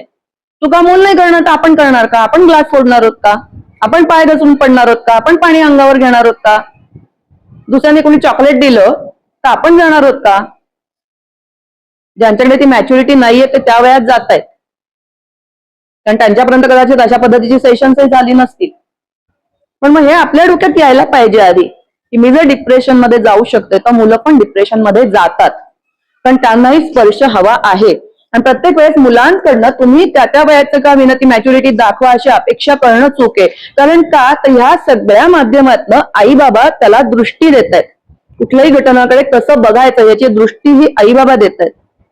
आपल्याकडे गणपती आहेत ना, मग तू सकाळी लवकर उठ आणि मग हे कर ते कर, पूजा करायला थांब, पूजेला मला मदत कर, नैवेद्य झाला की मगच मी तुला मोदक देणार, आई बाबा सांगणार आहेत. हो की नाही? कुठलीही गोष्ट तुम्ही यातली घ्या, मित्रमैत्रिणींशी कसं वागा, आई वडील सांगणार आहेत. आधी जर आई वडिलांनी मित्रमैत्रिणी कोण आहेत ते बघून घेतले तर ते सांगणार आहेत. किंवा तुम्ही कुठले घ्या, शिक्षक, कधी कधी शिक्षक अन्याय करतात, घडतं असं पण. मग अशा वेळेस आई वडील समजून घेतात का? कान आपण ऐकतो ते कानाने नाही, आपण मनाने ऐकलं पाहिजे मुलाच्या बाबतीतलं जे आहे ते. तर आपल्याला कळेल की त्याची देहबोली काय सांगते, त्याचे शब्द काय सांगतात, त्याचे एक्सप्रेशन्स काय आहेत. एका मुलीच्या बाबतीत असं झालं होतं की क्लासला जात होती आणि ते टीचरच तिथे तिच्याशी वाईट वागले. त्या मुलीने खूप आईबाबांना सांगायचा प्रयत्न केला, मला क्लासला नाही जायचं, नाही जायचं. का नाही जायचं? तुझे मार्क तर चांगले वाढलेत. तिला मार्क चांगले आले तर तो आणखीन त्रास द्यायचा, मार्क कमी आले तरी काय येत नाहीत म्हणून तो त्रास द्यायचा. शेवटी ती मुलगी पांगळी झाली, उठता येईना, पाय हलवत नव्हते तिला, आणि तरी ते तिला तसंच उचलून त्या शिक्षकाकडे नेत होते. आणि एकदा तिची मावशी तिच्याकडे राहायला आली आणि त्या मावशीनी म्हणली की हिचं काहीतरी बिनसलंय. म्हणजे तिला कळलं, सेन्स झालं की हिच्या आजारपणामागे ना फिजिकल नाहीये, हे काहीतरी मानसिक आहे, काहीतरी भावनिक आहे. आत्ताही माझ्या अंगावर काटा येतोय जेव्हा अशा केसेस बघतो ना, तेव्हा लिटरली पायाखालची जमीन हादरते. कारण का अशी लोक, ती विचित्र जी लोक आहेत ती तशी वागणार आहेत, त्यांच्यामध्ये काही ना काही प्रॉब्लेम्स आहेत. पण आपल्या मुलाला आपण विश्वास का ठेवू शकत नाही की शिक्षक काहीतरी करतायत, त्रास देत आहेत, का लक्षात देऊ शकत नाही? कारण आपण या सगळ्या भावनांमध्ये कुठेतरी गुंतलेलो असतो, मुलाकडे सजगतेने बघतच नाही. काय होते नक्की नाही बघत. आणि जिथे असं दुर्लक्ष होतं ना, त्या पालकांच्या मुलांच्या बाबतीत अशा वाईट घटना घडलेल्या जास्तीत जास्त दिसून येतात. पुढे जाऊयात. याचे 2 आहेत. ब्लेम करत राहायचं. म्हणजे मूल जर सांगू शकतं, अगं ते पेपरमध्ये ना काहीतरी जे शिकवलं होतं त्याच आलं होतं, मी कशी उत्तरं लिहायची? तर टीचर्स आम्हाला 10 पुस्तकं सांगतात, ह्याच्यामधनं हे बघा, त्याच्यामधनं ते बघा, कसं वाचायचं, कसं करायचं आम्ही? मुलं पुन्हा तिकडे ब्लेमिंगकडे येऊ शकतात. आणि आई वडील म्हणतात, आम्ही सगळं एवढं तुला दिलं आणि तू नाही करत म्हणजे काय? यायला पाहिजे तुला, क्लासला घातलंय ना, तुला कळलं पाहिजे, कशाला जातोस तिथे? सतत ब्लेमिंग. अरे आपण जेव्हा ब्लेम करतो तेव्हा 3 बोटं माझ्याकडे. पहिल्यांदा जेव्हा ही घटना घडली तेव्हा का नाही लक्ष दिलं? ब्लेमिंग करायची सुरुवात. मूल का एकदम आई वडिलांना उलट उत्तर देत नाही. आधी माझा कान तिकडे पाहिजे की आज यांनी मला उलट उत्तर दिलं, का दिलं? काय घडलं असं? तो का रागावला होता? त्याला कोणी त्रास दिला होता का? त्याला कोणी बोललं होतं का? त्याला कोणी टच केला होता का? सगळ्या गोष्टी पालकांच्या डोळ्यासमोर यायला पाहिजेत. त्यामुळे ब्लेमिंग आहे. आणि दुसरं एक आहे ना, बोर. मुलं अलीकडचे खूप म्हणायला लागलेत, बोर होतंय आई, चल ना पिझ्झा खायला जाऊयात. आई बोर होतंय, चल ना पबला जाऊयात. कॉलेजमधली मुलं सुद्धा सांगतात, पबला जातोय असं सांगतात.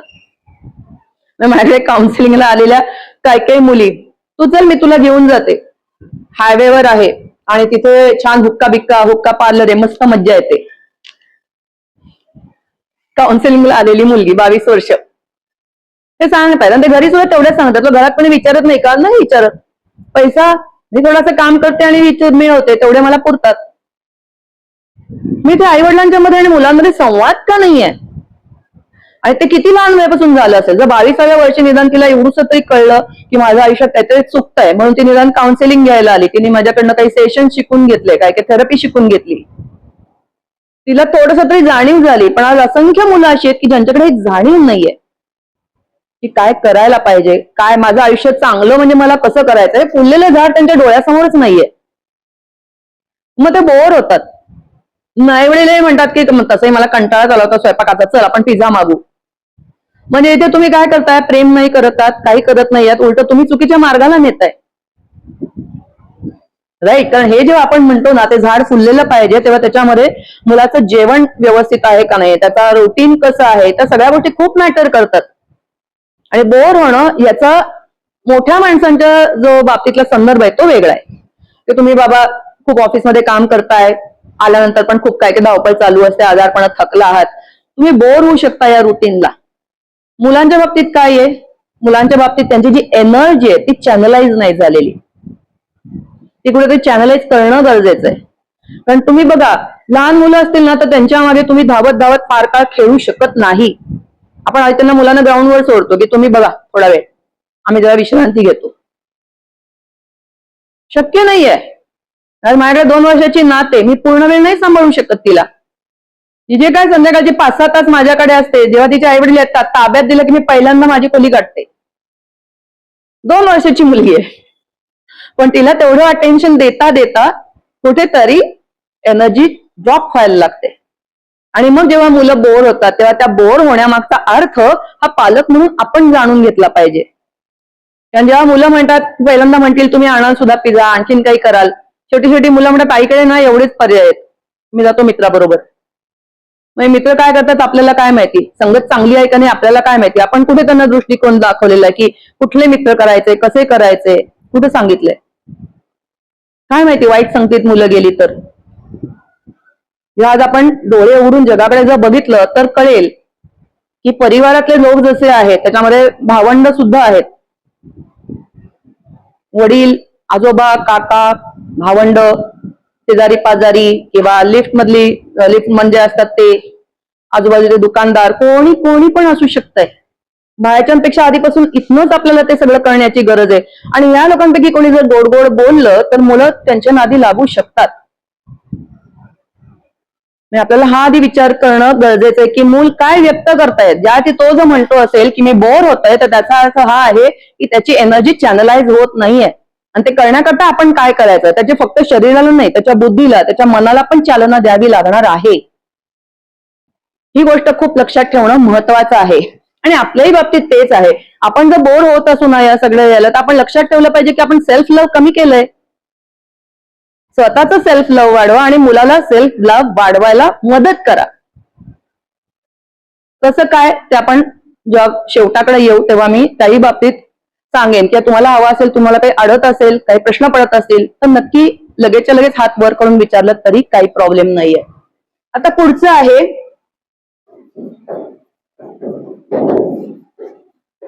भीती. तुम्ही जर बघितलं ना, हे जे मी सांगते ना, पुढच्याकडे आपण येणारच आहोत, पण या सगळ्या भावना ज्या आहेत ना, ज्या दोन्ही पार्टींमध्ये आहेत, त्याच्यामुळे जवळपास 80-90% जे प्रॉब्लेम्स आहेत ते याच्यामुळे निर्माण झालेले आहेत. सप्रेस इमोशन्स ह्याच्यामुळे निर्माण झालेले आहेत. भीती कुठल्या कुठल्या गोष्टीची असू शकते बघा. मुलांना पेपरची भीती वाटते.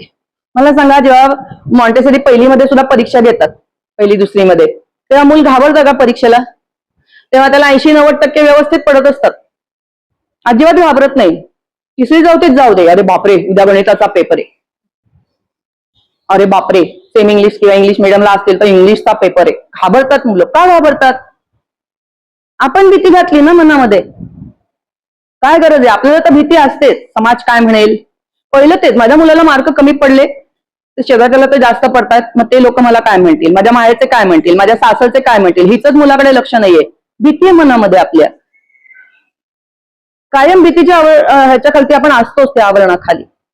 मुलाच्या बाबतीत मग वेगवेगळे असतात की माझे आई वडील मला रागवतील, पेपर तर चांगला नाहीच जाणार आहे, मी मार खाईन, मला बक्षीस मिळणार नाही, मला कोणी चांगलं म्हणणार नाही, शिक्षा होईल. हीच भीती मुलाच्या मनामध्ये. आणि या भीतीवर मात करायला म्हणून तो कुठे जाईल? परत त्याच्या पियर्स ग्रुपकडे जाईल. काही काही मुलं बघा बिनधास्त सह्या करतात. सगळ्यात त्याचं मोठं उदाहरण ना संजय दत्त. संजय दत्तने एका मुलाखतीमध्ये सांगितलं होतं की मला आईबाबांची खूप भीती वाटायची, बाबा तर भरपूर मारायचे आणि म्हणून मी त्यांची सही करायला शिकलो आणि मी सही करून द्यायचो. ओपनली सांगितलंय त्यांनी. आणि हे जे पॉडकास्ट असं जर कोणी ऐकत असतील त्यांच्याही मनावर काय परिणाम होत असेल बघा. किती भीती मनामध्ये, आणि त्याचं काय आयुष्य गेलं आपल्याला माहितीये. सो हे जे आहे एन्झायटी, ही एक मनामध्ये असते. आणि त्याच्या अजून एक असतं डिस्गस्टिंग, घृणा वाटते. आपल्यालाही काही काही गोष्टींची घृणा वाटते. बसनी जाताना कोणते धक्का मारून गेलं, आवडत नाही हा स्पर्श, बरोबर आहे का? कितीतरी जण नुसतं बघतायत, आपल्याकडे बघतायत, नको वाटतं. घाणेरडी नजर कळते, घाणेरडा स्पर्श कळतो. मुलांच्या बाबतीत काय होतं, जेव्हा ह्या अशा गोष्टी असतात त्यांनाही कुठेतरी स्पर्श होतो किंवा कोणीतरी मुद्दामून काही गोष्टी करतात ते त्यांनाही कळतं आणि ते सांगायचा प्रयत्नही करतात. अजून एक गोष्ट म्हणजे जेव्हा मूल वयात यायला लागतं, अलीकडच्या काळामध्ये तर असं झालं आहे की आपण पालक ना त्यांना खूप एक्स्ट्रा गोष्टी खायला घालतो. म्हणजे ते बाहेरचं काहीतरी असेल, चायनीज असेल, इतर काही गोष्टी असतील, अशा गोष्टी खायला घालतो. त्याच्यामुळे काय होतं, तो हॉर्मोनल डिसबॅलन्स होतो आणि मुलं लवकर वयात येतात. माझ्या वेळेस मी भरपूर कामामध्ये आईला मदत करायचे, आई बरोबर उशिरा जेवायला बसायचे, त्यामुळे आम्ही मालनरिष्ट होतो. त्यामुळे आम्ही वयात येण्याचं जे काही वय होतं ते 9वी 10वी असं होतं. आता 2री मध्ये मुली वयात यायला लागल्या. त्यांना कळतंय का काही? नाही. वयात काय आलंय? शरीराला स्पर्श हवाय. कारण पूर्वीच्या काळी असं होतं की 9वी 10वी मध्ये आली, बाबा तुमची पाळी सुरू झाली, तुम्ही मोठे झालात, लग्न, एक कॉलेज संपलं की 1-2 वर्षामध्ये ते लग्न व्हायचं. म्हणजे तुम्ही त्या प्रोसेसला जोपर्यंत तुम्ही सरावताय तोपर्यंत लग्नाची वेळ यायची. आता मुली जर एवढ्या लवकर वयात आल्या, काय होईल बघा. 2री मध्ये आले, 3री मध्ये जर सुरू झाली असेल पाळी मुलींची, 8वी 9वी 10वी नंतर काय होईल? काय त्यांच्या भावना उतू जातील. मग त्याच्यामुळे त्यांचा मेंदू सक्षम झालाय का? नाही. भावनांचं नियंत्रण आलंय का? नाही. काहीच नाही झालेलं. मानसिक त्यांचे विचार काही डेव्हलप झाले का? मॅच्युरिटी आली का? नाही. त्या वयाची मॅच्युरिटी पण आता मुलांकडे दिसून येत नाही. आपण जर बघायला गेलो तर हे प्रामुख्याने दिसून येतं. आजूबाजूच्या समाजात बघा, इथे आपल्या इथे तुमच्याकडे सेशन्स असतात, काही ना काही आपण नवीन नवीन शिकून घेत असतो, आपण प्रयत्न करतो मुलांसाठी, पण बाकीच्या ठिकाणी दिसून नाही येते. आणि मग त्या मुली रिक्षातनं जाताना दिसतात, शाळा बंक करून, किंवा ट्रिपला जातोय कुठेतरी शाळेबरोबर म्हणून सांगून 3रीकडे जातात. अनाथाश्रमामध्ये मी अशा खूप साऱ्या मुली बघितल्या. पहिल्यांदा जेव्हा ती मुलगी आली 14 वर्षाची, तेव्हा मीच हबकले होते. 14 वर्षाची मुलगी, डिलिव्हरी करून तिने बाळ दिलं, जाताना माझा हातात धरून रडली की मी माझ्या बाळाला तर सांभाळू शकत नाहीये, मी चालली आता, पण प्लीज माझ्या बाळाला सांभाळा. आत्ताही मला आवंड गिळावा लागतोय. अजूनही मला दुःख होतं या गोष्टींचं की या मुलींवर अशी वेळ आली आहे. हे किती वर्षापूर्वीच आहे बघा, आणि मग ही वेळ येते आहे का? तर हे जे डिस्गस्टिंग वाटणं जे आहे ना, पाळी आली तर कसं होतं की या मुलांच्या बाबतीत सुद्धा मोठे होत आहे, म्हणजे माझा आवाज काहीतरी होतोय, मी थोराड झालोय, अंगावर केस येत आहेत, मास्टरबेशन करावं असं वाटतंय. पण म्हणजे काय, याचं आपण आईबाप म्हणून मुलांशी बोलतो का? वडिलांनी मुलांशी बोलणं अपेक्षित आहे किंवा आईने मुलीशी बोलणं अपेक्षित आहे. आधी माहिती करून घ्या या गोष्टी नक्की काय आहेत. नसेल तर आमच्यासारखी खूप सारी माणसं तुमच्या अवतीभोवती आहेत, त्यांना विचारा की मुलांना नक्की काय सांगू, आणि ते लाज न वाटता सांगा. माझा मुलगा 4थीत होता आणि आम्ही रविवार पेठेतनं चाललो होतो आणि त्याचा आवाज असा मस्त मोठा एकदम. जाता जाता तिथे एका टेबलवर तेव्हा शी या नावाचे पॅड्स नव्याने आलेले आणि ते तिथे ठेवले होते, आणि ती बाई जोरजोरात माहिती देत होती. याने मोठ्या वेळात मला विचारलं, आई हे काय आहे? आता एवढी सगळी लोक माझ्याकडे बघायला लागली की काय सांगणार. मी त्याला हाताला धरून चालवत पुढे म्हटलं, सांगते ना. तेवढ्या वेळात माझ्या डोक्यामध्ये काय सांगायची तयारी झाली. मी त्याला म्हटलं, जेव्हा लहान बाळ शिशू करतं तेव्हा काय होतं, कशामध्ये करतो तो शिशू? डायपर मध्ये करतो. म्हटलं हा, मग आईच्या जेव्हा पोटात बाळ असतं की नाही, तेव्हा त्या बाळाचं संरक्षण व्हावं म्हणून आईच्या पोटामध्ये आतलं एक आवरण असतं रक्ताचं, आणि मग त्या रक्ताच्या आवरणामुळे बाळ कसं आपण जमिनीवर नाही ठेवत, त्या रक्तामध्ये असल्या कारणाने बाळाला सुरक्षितता मिळते, त्यातनं त्याला अन्न मिळतं, त्याला सांभाळलं जातं बाळाला त्या. पण दरवेळेस आईच्या पोटामध्ये बाळ असतं का? नाहीये. पण ते रक्त तर आहे, मग ते कसं जाणार? मग बाळ जसं शिशू करतं तसं आईच्या शरीरातून ते रक्त बाहेर टाकलं जातं, त्याच्यासाठी हे आईचे डायपर आहेत. कुठला प्रश्न? माझ्या मागणं येणारे पुढे चालणारे ऐकत होते, ही बाई काय सांगते आता. पण समोरच्या माणसाला, मुलांना लाज न वाटता पण त्याला समजेल अशा भाषेत आपल्याला सांगता यायला हवं की नक्की काय आहे ही गोष्ट.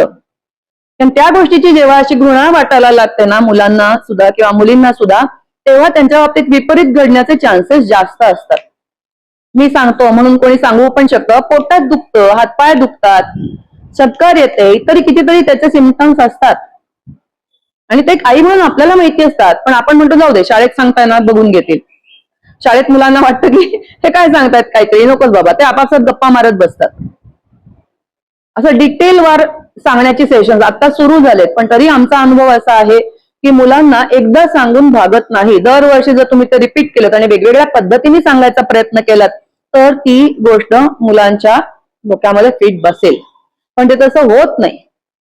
म्हणून ही एक भावना आहे की आपल्याला वाटणारी जी घृणा आहे ती आणखीनही वेगवेगळ्या कारणावरून असू शकते.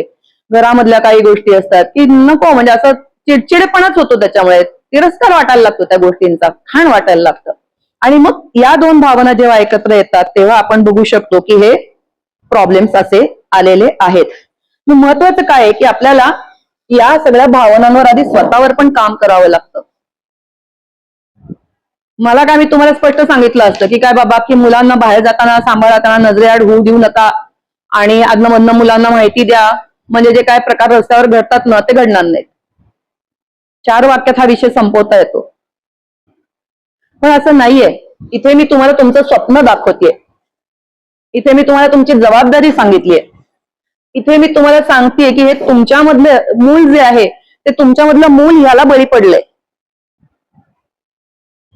खरंच, कारण मी जर मध्ये एका सेशन मध्ये असं केलं होतं की व्हिडिओ काढला होता मुलाचा, तिथे मस्त पाय हातामध्ये असं धरलेलं आहे आणि ते असं खिदळत आहे काही ना काहीतरी. पालकांना म्हटलं तुम्ही हे करा, एकाला पण जमलं नाही, तसा आवाज काढणं पण जमलं नाही. का का इथे तर तुम्हाला बघायला पण कोणी नाहीये, सेशन चालू आहे, तुमचे तुम्हीच आहात. कारण आपण आपल्यामधलं मूल कायम मारत आलोय. तर या सगळ्या भावनांकेली आपल्याही आईबाबांच्या बाबतीत कुठे ना कुठेतरी आपल्या मनामध्ये गिल्ट आहे, अँगर आहे, डिप्रेशन आहे, त्यांच्या आपल्यामध्ये कुठे ना कुठेतरी ब्लेमिंग करतोय आपण त्यांना, त्यांच्याबरोबरही बोर झालेलो आहोत, एन्झायटी आहे, सगळ्या भावना तिथे आहेत. कारण आपण आपलं मूल मारलंय. मग आपल्याला काय करायला पाहिजे, तर आपल्याला याच्यावर पण काम करायला पाहिजे. आणि जेव्हा याच्यावर आपण काम करू तेव्हा आपण मुलाला पण काही ना काहीतरी ह्या गोष्टी सांगू शकू की काय करायला पाहिजे. इथपर्यंत आपण सगळे बरोबर आहोत? कुणाला काही प्रश्न? तुमच्यासमोर मी काय आता गोष्टी जरा थोडं हलकं घेऊयात आता जरा, चालेल ना? तर मला माहिती आहे थोडंसं टेन्शन येणं साहजिक आहे. अरे बापरे, एवढं करायचं, हे कधी करायचं, असं काय मनात विचार येणं अगदी साहजिक आहे. पण एकदा ठरवलं ना तर या गोष्टी करणं काही अवघड नसतं. म्हणजे मला स्वतःमध्ये मी काही काळ असा होता की बेडरिडन होते, माझी स्मरणशक्ती गेली होती, वाट लागली होती आयुष्याची. पण बाहेर दुसऱ्या कोणी नाही काढलं, माझं मीच काढलं मला स्वतःला. आणि हार्डली 3-4 वर्षामध्ये मी पुन्हा 700-800 मुलांसमोर सुद्धा लेक्चर दिलं. 3-4 वर्षामध्ये हार्डली, सगळ्यावर काम करून. सो इट्स इझी, हे अवघड नाहीये, करता येतं. सध्या आपण फक्त मुलांच्या बाबतीत बोलूया. मूल आईपासून दूर होण्याची जी सुरुवात असते ना, त्याच्यामध्ये घरामध्ये जर पहिला प्रश्न आपण बघितला तर तो परीक्षेचा आहे. परीक्षा, पेपर मार्क, बरोबर आहे का? ज्यांची मुलं मोठी आहेत त्यांनी सांगावं. आहे? संवाद कसा असतो? बिनधास्त सांगा. कारण कसं आहे ना, आपण चूक जर आपल्याला समजली ना तर ती सुधारता येते. आणि एखाद्या चुकीवरनं जर दुसरा शिकला ना तर ते जास्त चांगलं असतं. घाबरायचं काही कारण नाहीये. मार्क कमी पडू शकतात, 2 गोष्टी असतात.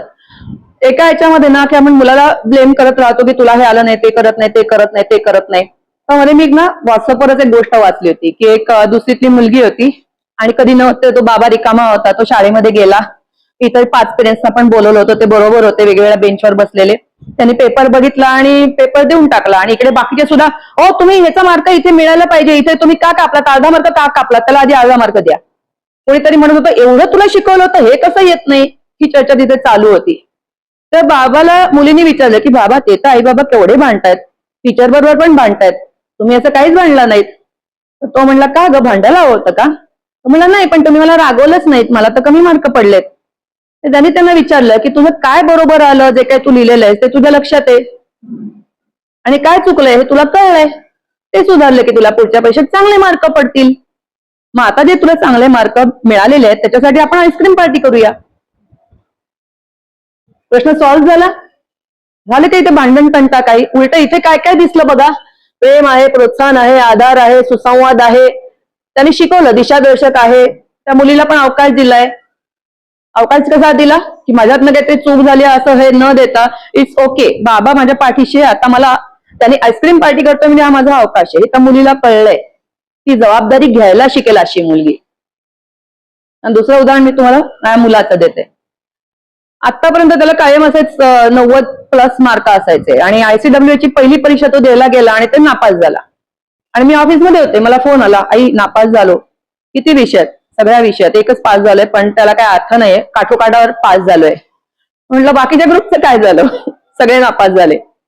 मी क्षणभर विचार केला, त्याला म्हटलं मी ऑफिसमधनं सुटेन, इतक्या इतक्या वाजता मी येऊ शकेन, तुम्ही या रेस्टॉरंटला येऊन थांबा, मला बोलायचंय तुमच्याशी. आता यांच्या पोटात गोळा की आई काय बोलणार. आणि मी तिथे गेल्यानंतर त्यांना म्हटलं इट्स पार्टी टाइम, पार्टी करा मस्तपैकी. सगळ्यांना वाटलं काय बाई डोक्यावर पडले का? नापास झालं आणि पार्टी काय म्हणते आई. मला नाही विचारलं की पार्टी कसली देतेस तू. म्हटलं अरे साधी सोपी गोष्ट आहे, आतापर्यंत तू किती टक्के मिळवलेस? 90+. मग आता तुला किती पडलेत? नापास झालेला आहेस. मग तुला अपयश साधता आलं ना.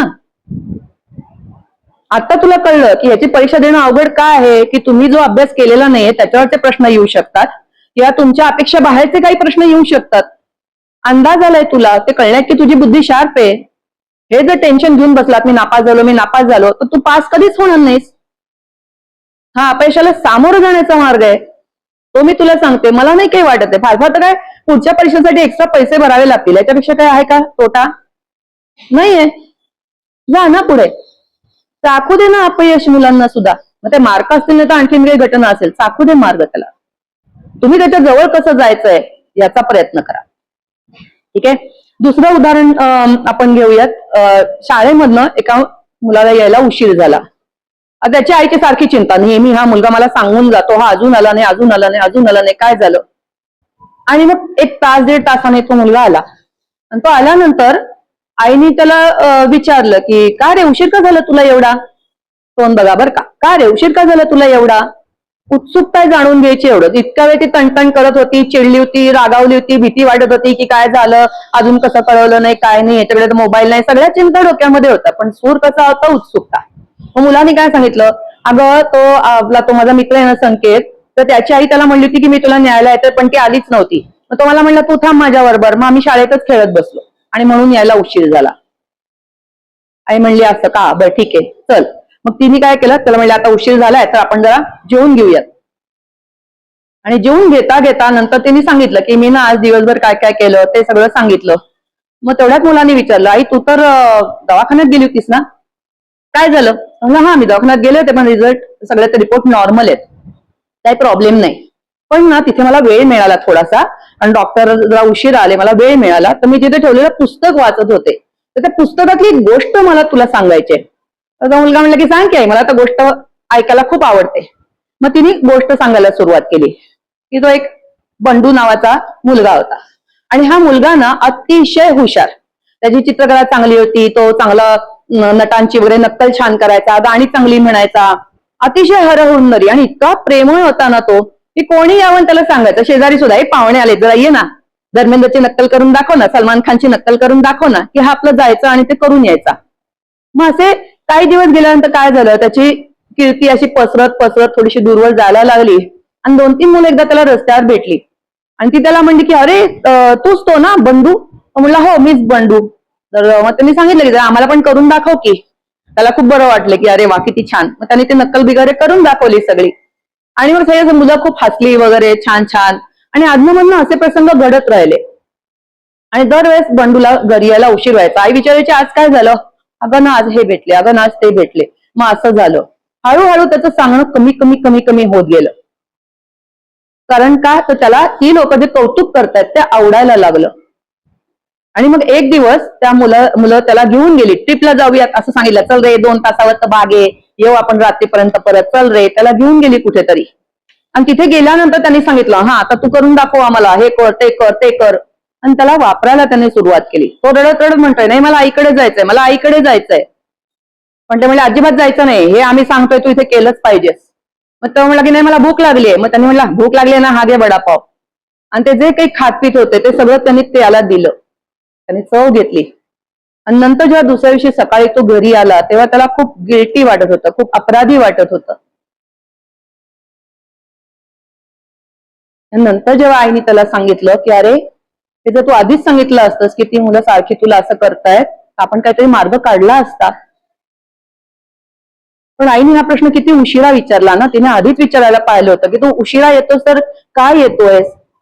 तू त्यांना वेळ देतोयस का, तू स्वतःला वेळ देतोयस का, तू तुझा अभ्यास करतोयस का, इतर गोष्टी करतोयस का, तू ग्राउंडवर खेळायला जातोयस का, हा प्रश्न आईने विचारला होता का? नव्हता विचारला. मला ना खूप वाईट वाटलं त्या बंडूविषयी. आईने फक्त त्याला जवळ घेतलं. काही न बोलता तो आधी आतमध्ये निघून गेला आणि मग थोड्या वेळी त्याला येऊन परत त्यांनी विचारलं, आई तुम्हाला यासाठीच ही गोष्ट सांगितलीस ना की मी आज न सांगता उशिरा आलो म्हणून? लक्षात येते, मुलं हुशार असतात. तुम्ही काय बोलताय, कुठल्या भावनेने बोलताय, का सांगताय, सगळीकडे मुलांचं लक्ष असतं. महत्वाचं काय की योग्य वेळेला तिथेच आपण त्या गोष्टी सांगायला पाहिजेत. आमच्या घरी ही पद्धत आहे. म्हणजे मी, माझा मुलगा आणि सून, तिघही जण सकाळी जरा लवकर उठायचं आणि जर काही चूक झाली कोणाची असं वाटलं तर आम्ही गोष्ट सांगतो. डायरेक्ट चूक नाही सांगत. गोष्ट सांगायचं आणि बाजूला निघून जायचं. तात्पर्य जातं त्यांनी काढावं. चूक सुधारलीत उत्तम, नाही सुधारलीत उत्तम. वेळ नाही मिळाला, चूक झाली कळलं तर मी ग्रुपला टाकून देते, आमच्या तिघांच्या ग्रुपला, आणि त्याच्यावर लगेच त्यांचा रिप्लाय येतो. आता सुनेलाही कळलंय की आपली सासू काय आहे. त्यामुळे तिलाही कळतं की हा इथे माझी चूक झालेली आहे. पण डायरेक्ट तुम्ही सांगितलं ना हे करा तर काय होतं, माळेचे संस्कार काढल्यासारखं होतं. ते करायची गरज नाहीये. चूक तिच्या काय माझ्याही हातनं घडलेली असू शकते, कुणाच्याही हातनं घडू शकते. महत्वाचं काय, चूक सुधारणं. महत्वाचं काय, संवाद साधणं. मग तो संवाद तुम्ही असा लेखी देऊन करा, नाही तर आणखीन काही करा. माझ्या मुलांनी मला असं लेखी पत्र लिहिलं होतं की आई माझ्या हातनं ही चूक झालेली आहे, आय एम सॉरी, मला कळलं तू थकलेली आहेस, दमलेली आहेस म्हणून मी आता बोलत नाहीये, पण मी चिठ्ठी लिहून ठेवतोय. चिठ्ठ्या त्याच्या मी अजून जपून ठेवल्यात माझ्याकडे. कारण हा संवाद सतत चालू राहायला पाहिजे. पुढचं एक उदाहरण अजून एक देते. आता एक मुलगा होता, तर आईला यायला त्या दिवशी काहीतरी उशीर होणार होता आणि तो घरामध्ये बसला होता आणि घरावर टकटक झाली. टकटक झाल्यानंतर त्यांनी दरवाजा उघडला. दरवाजा उघडल्यानंतर एक माणूस आतमध्ये आला. अरे तुझे आई बाबा घरात कोण आहे मोठं? नाही कोणी नाहीये घरात, कोणी नाहीये. मग तो म्हणला की ठीक आहे, म्हणजे मी खरं तर आलो होतो, मला काहीतरी दाखवायचं होतं. आणि त्याला काय दाखवायचं होतं? तो म्हणला हे सामान मी विकायला वगैरे आलो होतो आणि ते सगळं मला दाखवायचं होतं. तर तो मुलगा म्हणला की आता तर आईला यायला खूप उशीर आहे, तुम्ही नंतर या. मीनवाईल त्या मुलाने त्यांना पाणी वगैरे दिलं, थोडासा काय लाडू बिडू घरात होता तो खायला दिला. ते सगळं बघितल्यावर तो सेल्समन खूप खुश झाला आणि त्यांनी आपल्या खिशातनं एक कॅडबरी काढली आणि त्याला देऊन टाकली. सेल्समन निघून गेला. त्यानंतर आई आली आणि मग बोलता बोलता बोलता बोलता आज तू काय केलं, मी काय केलं, चर्चा चालू होती. आणि मुलांनी सांगितलं की असं तो सेल्समन आला होता आणि त्याला मी पाणी दिलं, तू शिकवलं होतंस तसं, आणि त्याला लाडू पण दिला होता खूप दमला म्हणून, आणि त्याने मला चॉकलेट दिलं. ते ऐकल्याबरोबर आईच्या लक्षात आलं की हे जे घडतंय हे योग्य नाहीये. हे पाणी देणं वगैरे हे सगळं ठीक आहे, खायला द्या, पण अनोळखी व्यक्ती घरात आलीये, मुलांनी त्याला घरात घेतलंय आणि त्यांनी दिलेलं चॉकलेट खाल्लंय, हे बरोबर नाही. मग आई म्हणली की चला आता आपली गोष्ट सांगायची राहिलीये, आजची गोष्ट ऐकायला सुरुवात करूया. चालेल म्हणला तो मुलगा. आणि म्हणून आईने गोष्ट सांगायला सुरुवात केली. ती म्हणली की एका गावामध्ये ना एक शेळी होती आणि त्या शेळीला 3 छोटी पिल्लं होती, करडं, ती छोटी पिल्लं होती. आणि ती शेळी त्या बाळांसाठी म्हणून अन्न आणायला जेव्हा बाहेर जायची तेव्हा दरवाजाला व्यवस्थित कुलूप लावायची, ती चेन असते ती पण अडकून ठेवायला सांगायची मुलांना, आणि सांगायची की मी जोपर्यंत येत नाही तोपर्यंत कोणालाही दरवाजा उघडायचा नाही, आणि मी आले की मी आपलं कोडवर्ड ठरवून घ्यायचा, जो काय कोडवर्ड असेल तो मी 3 वेळा म्हणणार. म्हणजे आज जर असेल चॉकलेट तर मी चॉकलेट चॉकलेट चॉकलेट म्हणणार, मगच तुम्ही दरवाजा उघडायचा. तर त्याच्यावर ती सगळी मुलं हो म्हणली. असं ती रोज जायची बाहेर आणि परत ठरलेल्या वेळेला यायची. मग तो जो काय कोडवर्ड असेल तो बोलून ती त्यांना, ते मुलं त्यांना दरवाजा उघडून घरात घ्यायची. तर हे सगळं जे चाललं होतं ना ते एक लांडगा बघत होता आणि त्या लांडग्याला असं वाटलं की ही मस्त लुसलुशीत पिल्लं आहेत, खाल्लं पाहिजे यांना. आणि म्हणून मग त्या लांडग्याने काय केलं, एक दिवस त्याने प्रयत्न केला, प्रॅक्टिस केलं, आणि तो त्या शेळीच्या आवाजामध्ये जाऊन तिथे आवाज काढायला सुरुवात केली की मुलांनो दरवाजा उघडा. मग त्या जी मोठी मुलं होती ते धावत धावत आली. आता आईने अन्न आणलंय, चला खाऊ आणलाय, खायला जायचंय. हा धाकटा सांगतोय अरे थांबा थांबा, दरवाजा नका उघडू, हा आईचा आवाज नाहीये, नीट बघा तुम्ही, नीट ऐका, हा आईचा आवाज नाहीये. म्हणजे दोघं जण नाही जायलाच पाहिजे, दरवाजा उघडायला पाहिजे, खाऊ आणलाय, भूक लागली खूप. तो म्हणला ठीक आहे, निदान ती साखळी तरी लावा आणि मग दरवाजा उघडा, नीट बघा बाहेर आई आलीये का. त्याप्रमाणे त्यांनी ती साखळी लावली, दरवाजा थोडासा उघडला. थोडासा उघडलेला बघितलं तर लांडग्याला पण राहावे ना, त्याने पटकन एक हात आपला आतमध्ये घातला आणि जे दिसेल त्याला ओरबाडायला सुरुवात केली, धरून ओढायचा प्रयत्न करायला लागला. आणि ही जी दोन त्याची पिल्लं होती पुढे, तर त्यांच्या अंगावर सगळे ओरखाडे उठले. आणि मग ते कळल्यानंतर लगेच ते घाबरले की अरे बापरे, हे तर कोणतरी वेगळाच दिसतोय हा प्राणी. ते पटकन आत पळून गेले आणि मग त्या धाकट्याने येऊन आधी दरवाजा उघडून दरवाजाला आतनं कडी लावली. मग थोड्या वेळाने आई आली. मग आईने जेव्हा आवाज काढला, ते कोडवर्ड सांगितले, तेव्हा तिचा आवाज ऐकून त्यांनी त्या पिल्लाने पूर्ण दरवाजा उघडला आणि मग आई आतमध्ये गेली. बघतोय तर काय, ही रक्तबंबाळ झालेली पिल्लं. तिने विचारलं काय झालं. त्याने सांगितलं आई असं असं झालं, हे दोघे जण धावत पुढे गेले, निदान नशीब की ते साखळी लावली होती, पण तेवढ्या याच्यामध्ये एवढं झालं सगळं. शेवटी आईने सांगितलं, मी तुम्हाला काय सांगितलं होतं की जोपर्यंत माझा आवाज, मी तुमच्या नावाने हाक मारत नाही, मी कोडवर्ड सांगत नाही, तोपर्यंत दरवाजा उघडायचा नाही. मग हे झाल्यानंतर त्या पिल्लांना कळलं की आपली काय चूक होतीये. तसंच या मुलाला पण तेव्हा कळलं आईच्या सांगण्याचा अर्थ. म्हणजे आई तुला असं म्हणायचंय का की कोणी जर माणूस असा घरात आला तर आधी बघितलं पाहिजे की नक्की कोण आहे, कशासाठी आलाय, का आलाय. त्याचं जर आपल्याशी काम नसेल, तो ओळखीचा नसेल, तर त्याला घरात घ्यायचं नाही. हे बरोबर आहे का? हो, हे बरोबर आहे. अगदीच कोणी तर गरजू असेल, काय असेल, तो पाणी देणं हे वगैरे सगळं ओके आहे, पण त्यांनी दिलेली गोष्ट पण खायची नाही. मुलाने विचारलं का नाही खायची. माईने सांगितलं की आता तुला तर माहितीये की तिथे पदार्थांमध्ये भेसळ असते, ते भेसळयुक्त अन्न त्यांनी तुला दिलं आणि तुला काही त्रास झाला तर. त्या मुलाचं एज पाहून या गोष्टी सांगितल्या पाहिजेत की ते अन्न खराब असू शकतं, त्याच्यामुळे गुंगी येऊ शकते, त्रास होऊ शकतो, तो माणूस आपल्याला त्रास देऊ शकतो. आणि या ज्या गोष्टी आहेत त्या मुलांच्या कलानी हळूहळू आपण त्यांना सांगत राहिलं पाहिजे. रादर वेगवेगळ्या गोष्टी सांगत राहिलं पाहिजे. पुन्हा एकदा लक्षात घ्या, आपण फोकस कशावर करतोय. आपल्याला तिकडे जायचंच नाही, आपल्याला काळजी घ्यायची की मुलांनी तिथे जाऊ नये. मग मुलांनी तिथे जायला नको असेल त्या गोष्टीकडे, तर आपल्यामधला संवाद हा एवढा चांगला पाहिजे, एवढा चांगला पाहिजे की तुमच्या नजरेतनं मुलाला त्या गोष्टी कळल्या पाहिजेत, तो काय म्हणतोय ते. लक्षात येते. मग हे जर आपल्याला करायचं असेल तर आपण काय काय करायला पाहिजे, आता ते पण थोडंसं बघूयात. मुलांना जे ज्ञान द्यायचंय ना, ते सहज ज्ञान दिलं पाहिजे, जे सांगतोय ते. म्हणजे याला रागून पण सांगता येतं. तुला सांगितलं ना अनोळखी माणसाची बोलायचं नाही, तू का त्यांच्याशी बोलत बसला होतास. तुला सांगितलं ना उशिरा नाही यायचं, का उशीर केलास.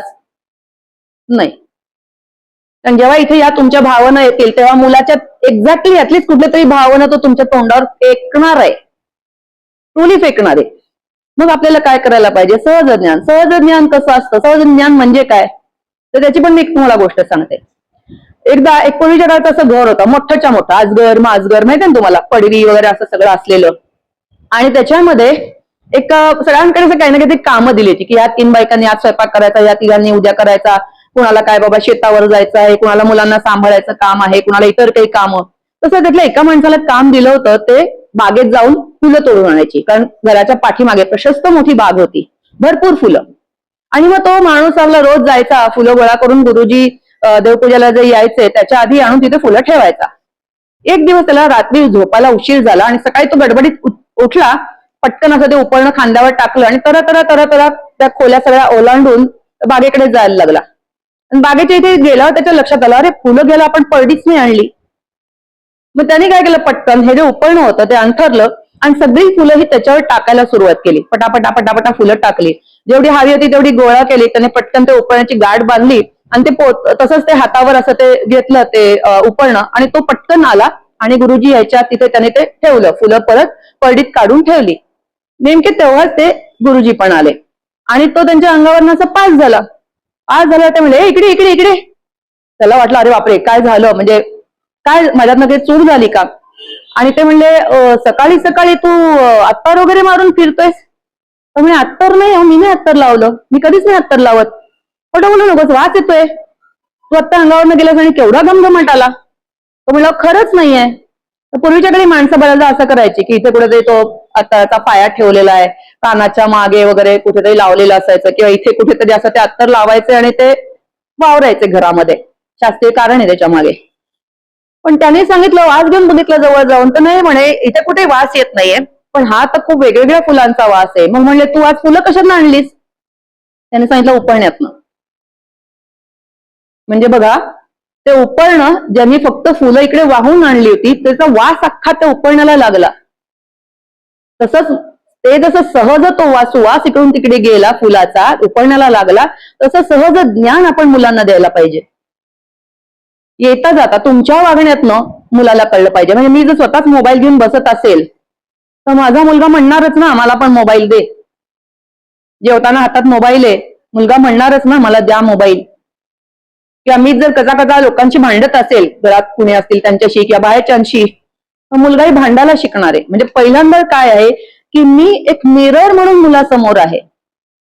मग मी जर येता जाता असं काहीतरी ज्ञान देत असेल तर ते मुलगा सहज घेईल.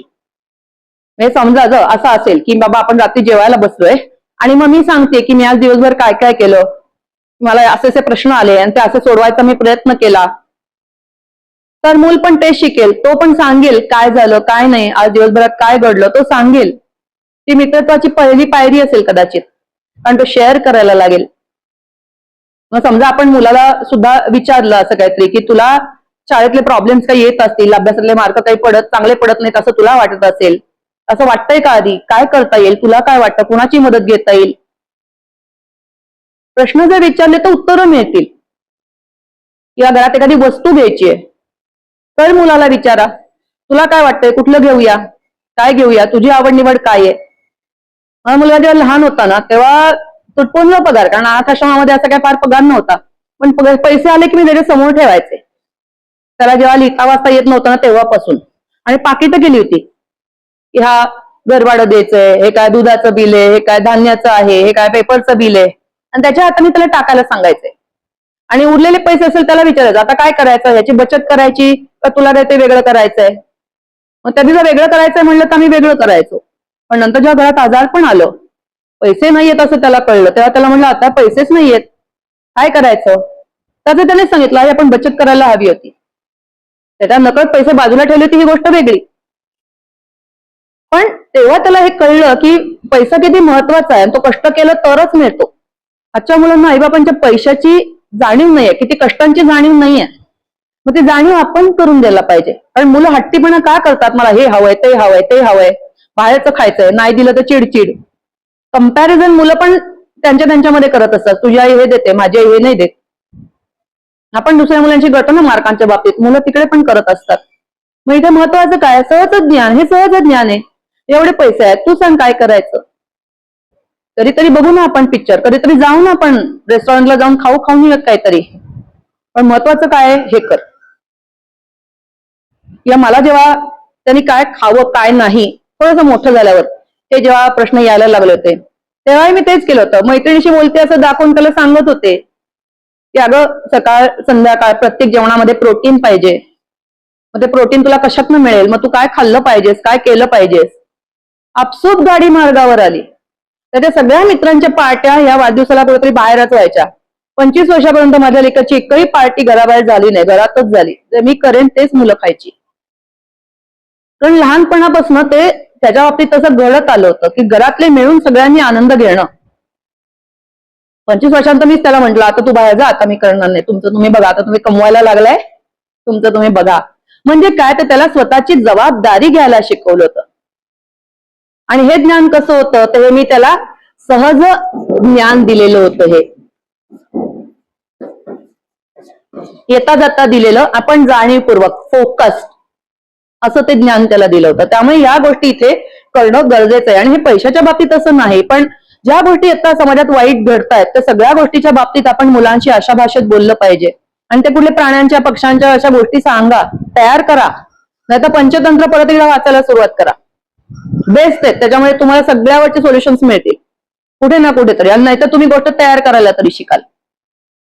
ही बंडूची गोष्ट मी तयार केलेली होती, ती मी वाचलेली नव्हती कुठे. की मला जर हे उत्तर तुमच्यापर्यंत आणायचं असेल तर ही स्टोरी पाहिजे, मला ही थीम पाहिजे, ही लाईन पाहिजे. हे आपल्याला करता येतं कारण आपलं प्रेम आहे. बेसिकली आपल्याला मुलांना आधार द्यायचाय, शिकवायचंय, म्हणून आपण हे करू शकतो. त्याच्यानंतर इथे महत्वाचं काय आहे, पुन्हा एकदा मी इथे म्हणेन की संवाद महत्वाचा आहे. वेगवेगळ्या प्रकारे हा संवाद हा फक्त बोलून नसतो, फक्त बोलून नाहीये. संवाद हा तुम्ही पाठीवरनं हात फिरवा, रडत असेल आनंदात असेल तरी कुशीत घ्या, मिठी मारा, खूप महत्वाचं आहे. मुलं मोठी झाली की आई वडील नाही मिठीत घेत. मुली मोठ्या झाल्यावर एक वेळ बापानी नाही जवळ घेऊ, पण निदान आईनी तरी घ्यायलाच पाहिजे. प्रेमाने स्पर्श केलाच पाहिजे, केलाच पाहिजे. कारण का, तर मुलांची स्पर्शाची भूक अपुरी राहते, म्हणून मुलं बाहेर जास्त जातात. तुम्ही बघा किती लहान वयात मुलांना जवळ घेतलंय, 3 वर्ष, 4 वर्ष, 5 वर्ष. शाळेत झालेलं तुम्हाला आठवतंय की मुलांनी असं मस्तपैकी येऊन तुम्हाला मिठी मारलीये, मनातलं काही सांगितलंय असं आठवतंय का? नाहीये. जर आपली या वयामध्ये सुद्धा स्पर्शाची गरज असते, तर मुलांना त्या वयात असणारच आहे गरज. मग ती आपण पूर्ण केली तर मूल बाहेर पटकन जाणार नाही. मुली या वयामध्ये का बाहेरच्या लोकांवर डिपेंड राहतात?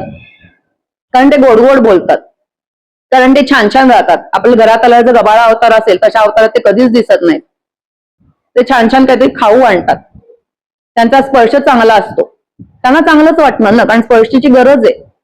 आणि जर त्याच्यातल्या त्यात मुलं जर लहान वयात आलेली आहेत, 2री, 3री, 4थी मध्ये, तर ही गरज 5वी, 6वी नंतर जास्त वाढणार आहे. स्पर्शाची भूक तिथे आपल्याला हे जास्त लक्षात ठेवावं लागेल की मूल आपल्या जवळ आहे का नाही. वेगवेगळ्या तऱ्हेने स्पर्श द्या. त्याला रडू येत असेल तर घ्या कुशीत, प्रेमाचा वर्षाव करा.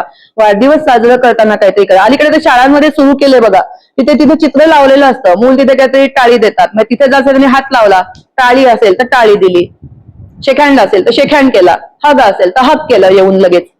शाळांमध्ये सुरू केले आता. आपण घरात का नाही चालू करू शकत हे? कशाला त्यांची वाट बघायची? कारण शाळेमध्ये मिळणारा स्पर्श आपल्याला काय माहिती तो चांगला आहे का नाही. आता बऱ्याचशा शाळांमध्ये good touch bad touch sessions घ्यायला सुरुवात झालेली आहे, पण आपण तर ऑलरेडी एक्सपिरियन्स आहोत ना. इथे असलेल्या प्रत्येक व्यक्तीकडे कधी ना कधीतरी कुणी ना कुणीतरी वाईट नजरेने पाहिलेलं असण्याची शक्यता 1001% आपण गेलोय त्यात ना. आपल्याला जर आवडलेलं नसेल, घृणा वाटली असेल त्याची, तर मुलांना त्या स्पर्शाची जाणीव करून देणं, ते घाण आहे हे सांगणं, आणि प्लस ती तुझी चुकी नाहीये असं जेव्हा घडतं तेव्हा ही तुझी चुकी नाहीये, ही तो माणूस वाईट असेल, पण तू मला हे सांगितलंस हे खूप चांगलंय, कारण मी तुझी मैत्रीण आहे आणि तू माझ्याशी मोकळं बोललं पाहिजेस.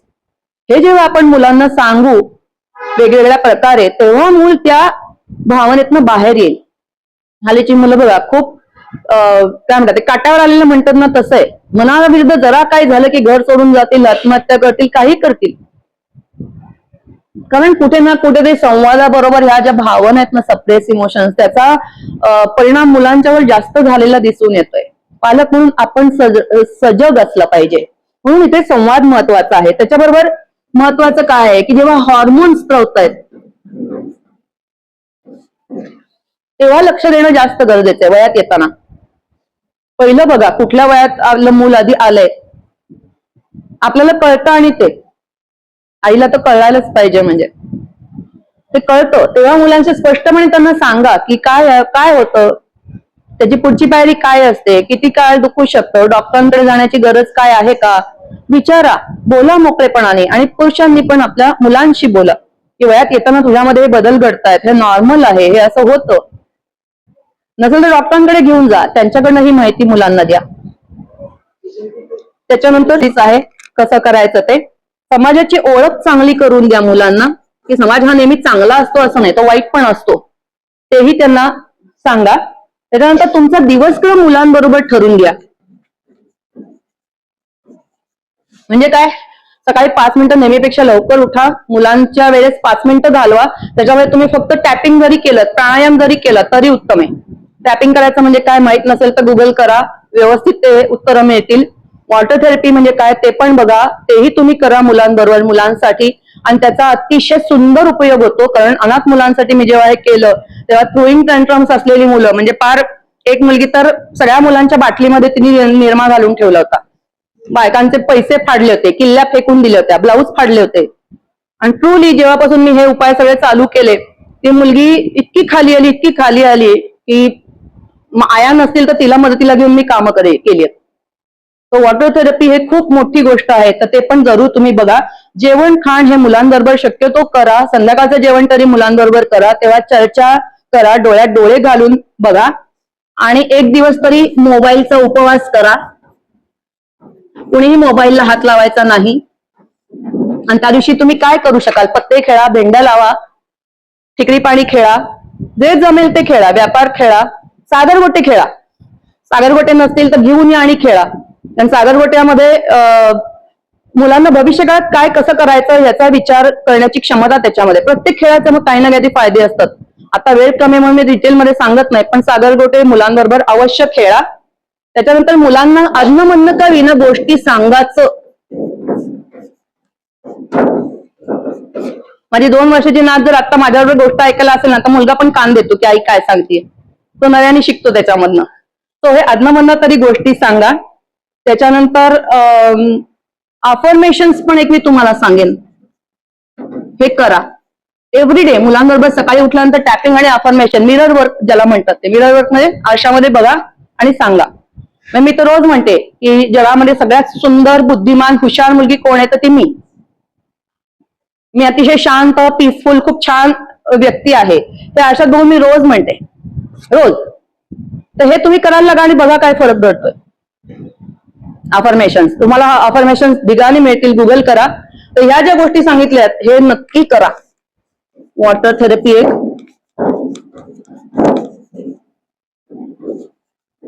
आणि टॅपिंग. फिजिकली फिट व्हाल. आहाराबद्दल पण सगळ्यांनी एकदा नक्की करा, बघा आपला आहार नीट आहे का नाही हे चेक करा. नसेल तर सल्ला घ्या कोणाचा तरी. आणि जाता जाता एक सूचना की जर तुम्हाला असं वाटत असेल की आपल्या मुलाबरोबर आणखीन संबंध चांगले व्हायला हवे आहेत, तर थोडंसं साईड थेरपी पण तुम्ही शिकून घ्या वेगवेगळ्या, जसं की रेकी वगैरे आहेत, होपोनोपोनो आहे, अशा गोष्टी पण तुम्ही शिकून घ्या. मुलांना बरं करण्यात त्याचा खूप उपयोग होतो. आणि अनाथ मुलांसाठी मी जे केलं होतं त्यातला एक उपाय तुम्हाला सांगते. उजवा हात खराब आहे म्हणून डाव्या हाताने दाखवते. मी मुलांच्या डोक्यावर असा हात ठेवायचे आणि मला काय हवंय त्यांच्याकडनं ते सांगायचे. ट्रुली मरायला टेकलेली मुलं त्यातनं बाहेर आली आहेत. असा हात ठेवून फक्त श्रीराम जयराम जय जयराम 11 वेळा जप करायचे आणि जे मला हवंय ते सांगायचंय. म्हणजे की तुला बरी व्हायचंय आणि तुला तुझ्या पालकांकडे जायचंय, तर ती मुलं गेली पालकांकडे. किंवा तुझं थ्रोईंग टँट्रम्स कमी व्हायला पाहिजेत आणि तुला तुझ्या वयानुसार मॅच्युरिटी यायला पाहिजे, तू मस्त अभ्यास करतोयस, तू खूप छान झालायस, जे जे काय मी बोलले ते सगळं तसंच्या तसं घडलेलं आहे. आणि माझ्या मुलाच्या बाबतीत असतावयात 30 वर्षामध्ये नावं ठेवण्यासाठी एकही गोष्ट नाही, कारण तो पोटात असताना आम्ही फक्त लिहून काढलं होतं पत्र, तू कोण आहेस माहित नाही, मुलगा का मुलगी आहेस, तू काळा का गोरा माहित नाही, पण माझी तुझ्याकडनं ही अपेक्षा आहे की तुला कलेच्या बाबतीत आवड असावी, किंवा तू खेळाडू पण चांगला व्हावंस, तुला उत्तम बोलता यावं, तुझी स्मरणशक्ती चांगली असावी, मोठ्यांचा मान राखावास, प्राणी निसर्ग सगळ्याची तुला आवड असावी. आणि आज साक्ष इथे आनंद सराफ सुद्धा देऊ शकतील, त्यांनी माझ्या मुलाला पाहिलं पण आहे, तो एक्झॅक्टली तसा आहे. सो तुम्ही जर केलं नसेल तर आता चालू करा, घरी जाऊन लिहून काढा, नवरा बायकोनी दोघांनी बसून माझं मूल मला कसं पाहिजे हे लिहून काढा. आणि जेव्हा तो गाठ झोपेत असेल तेव्हा रात्री डोक्यावर हात ठेवून म्हणा, तुमचे प्रश्न सुटायला पण मदत होईल. त्याचबरोबर हे पण जे भावना आहेत फोटो काढून घ्या. या भावनांच्यासाठी स्वतःवर पण काम करा, मुलावर काम आपसूक होईलच. प्रयत्न करा की तुम्ही जास्तीत जास्त जाणून घ्याल मुलाला. थँक्यू. कारण त्याचं सांगायचं त्याची काही गरज नाहीये, विषय झालाय पण खूपच संवाद रंगला, त्यामुळे वेळेचं कोणाला मान राहिलेलं नाहीये. 2 गोष्टी सांगते. परवाची जी तुळापूरची रेव पार्टी झाली, तर त्याच्यात आयुक्तांनी, पोलीस कमिशनरनी सांगितलं की ही जी काय 16 ते 22 वर्षाची मुलं होती, तर त्यांच्या पालकांना समुपदेशन करा. मला वाटतं हा फार उशीर झालेला आहे, कारण आता ही ज्या रेव पार्टीला केलेली आहेत आणि जे काय त्यांनी केलेलं आहे तिथे ते खूप लहान वयापासून करायला हवं होतं. आणि सर्वच मुलांच्या बाबतीत त्यांच्यासाठी असे त्यांच्यासाठी शक्य आहे त्यांच्यासाठी आपण प्रयत्न करू, कारण म्हणजे या प्रसंगांना तोंड द्यावं लागतं. बरोबर. कारण आता म्हणजे मला ते वाचल्यानंतर पण खूप हे वाटलं की आता काही उपयोग नाहीये त्याचा, कारण त्या मुलांनी कदाचित घरी सांगितलेलं नसेल, त्यांचे ते बाहेर असतील आणि त्यांना कल्पना नसताना या सगळ्या गोष्टी पालकांना घडल्या असण्याची पण शक्यता आहे. त्यांना आमच्याकडे स्नेहाची भेट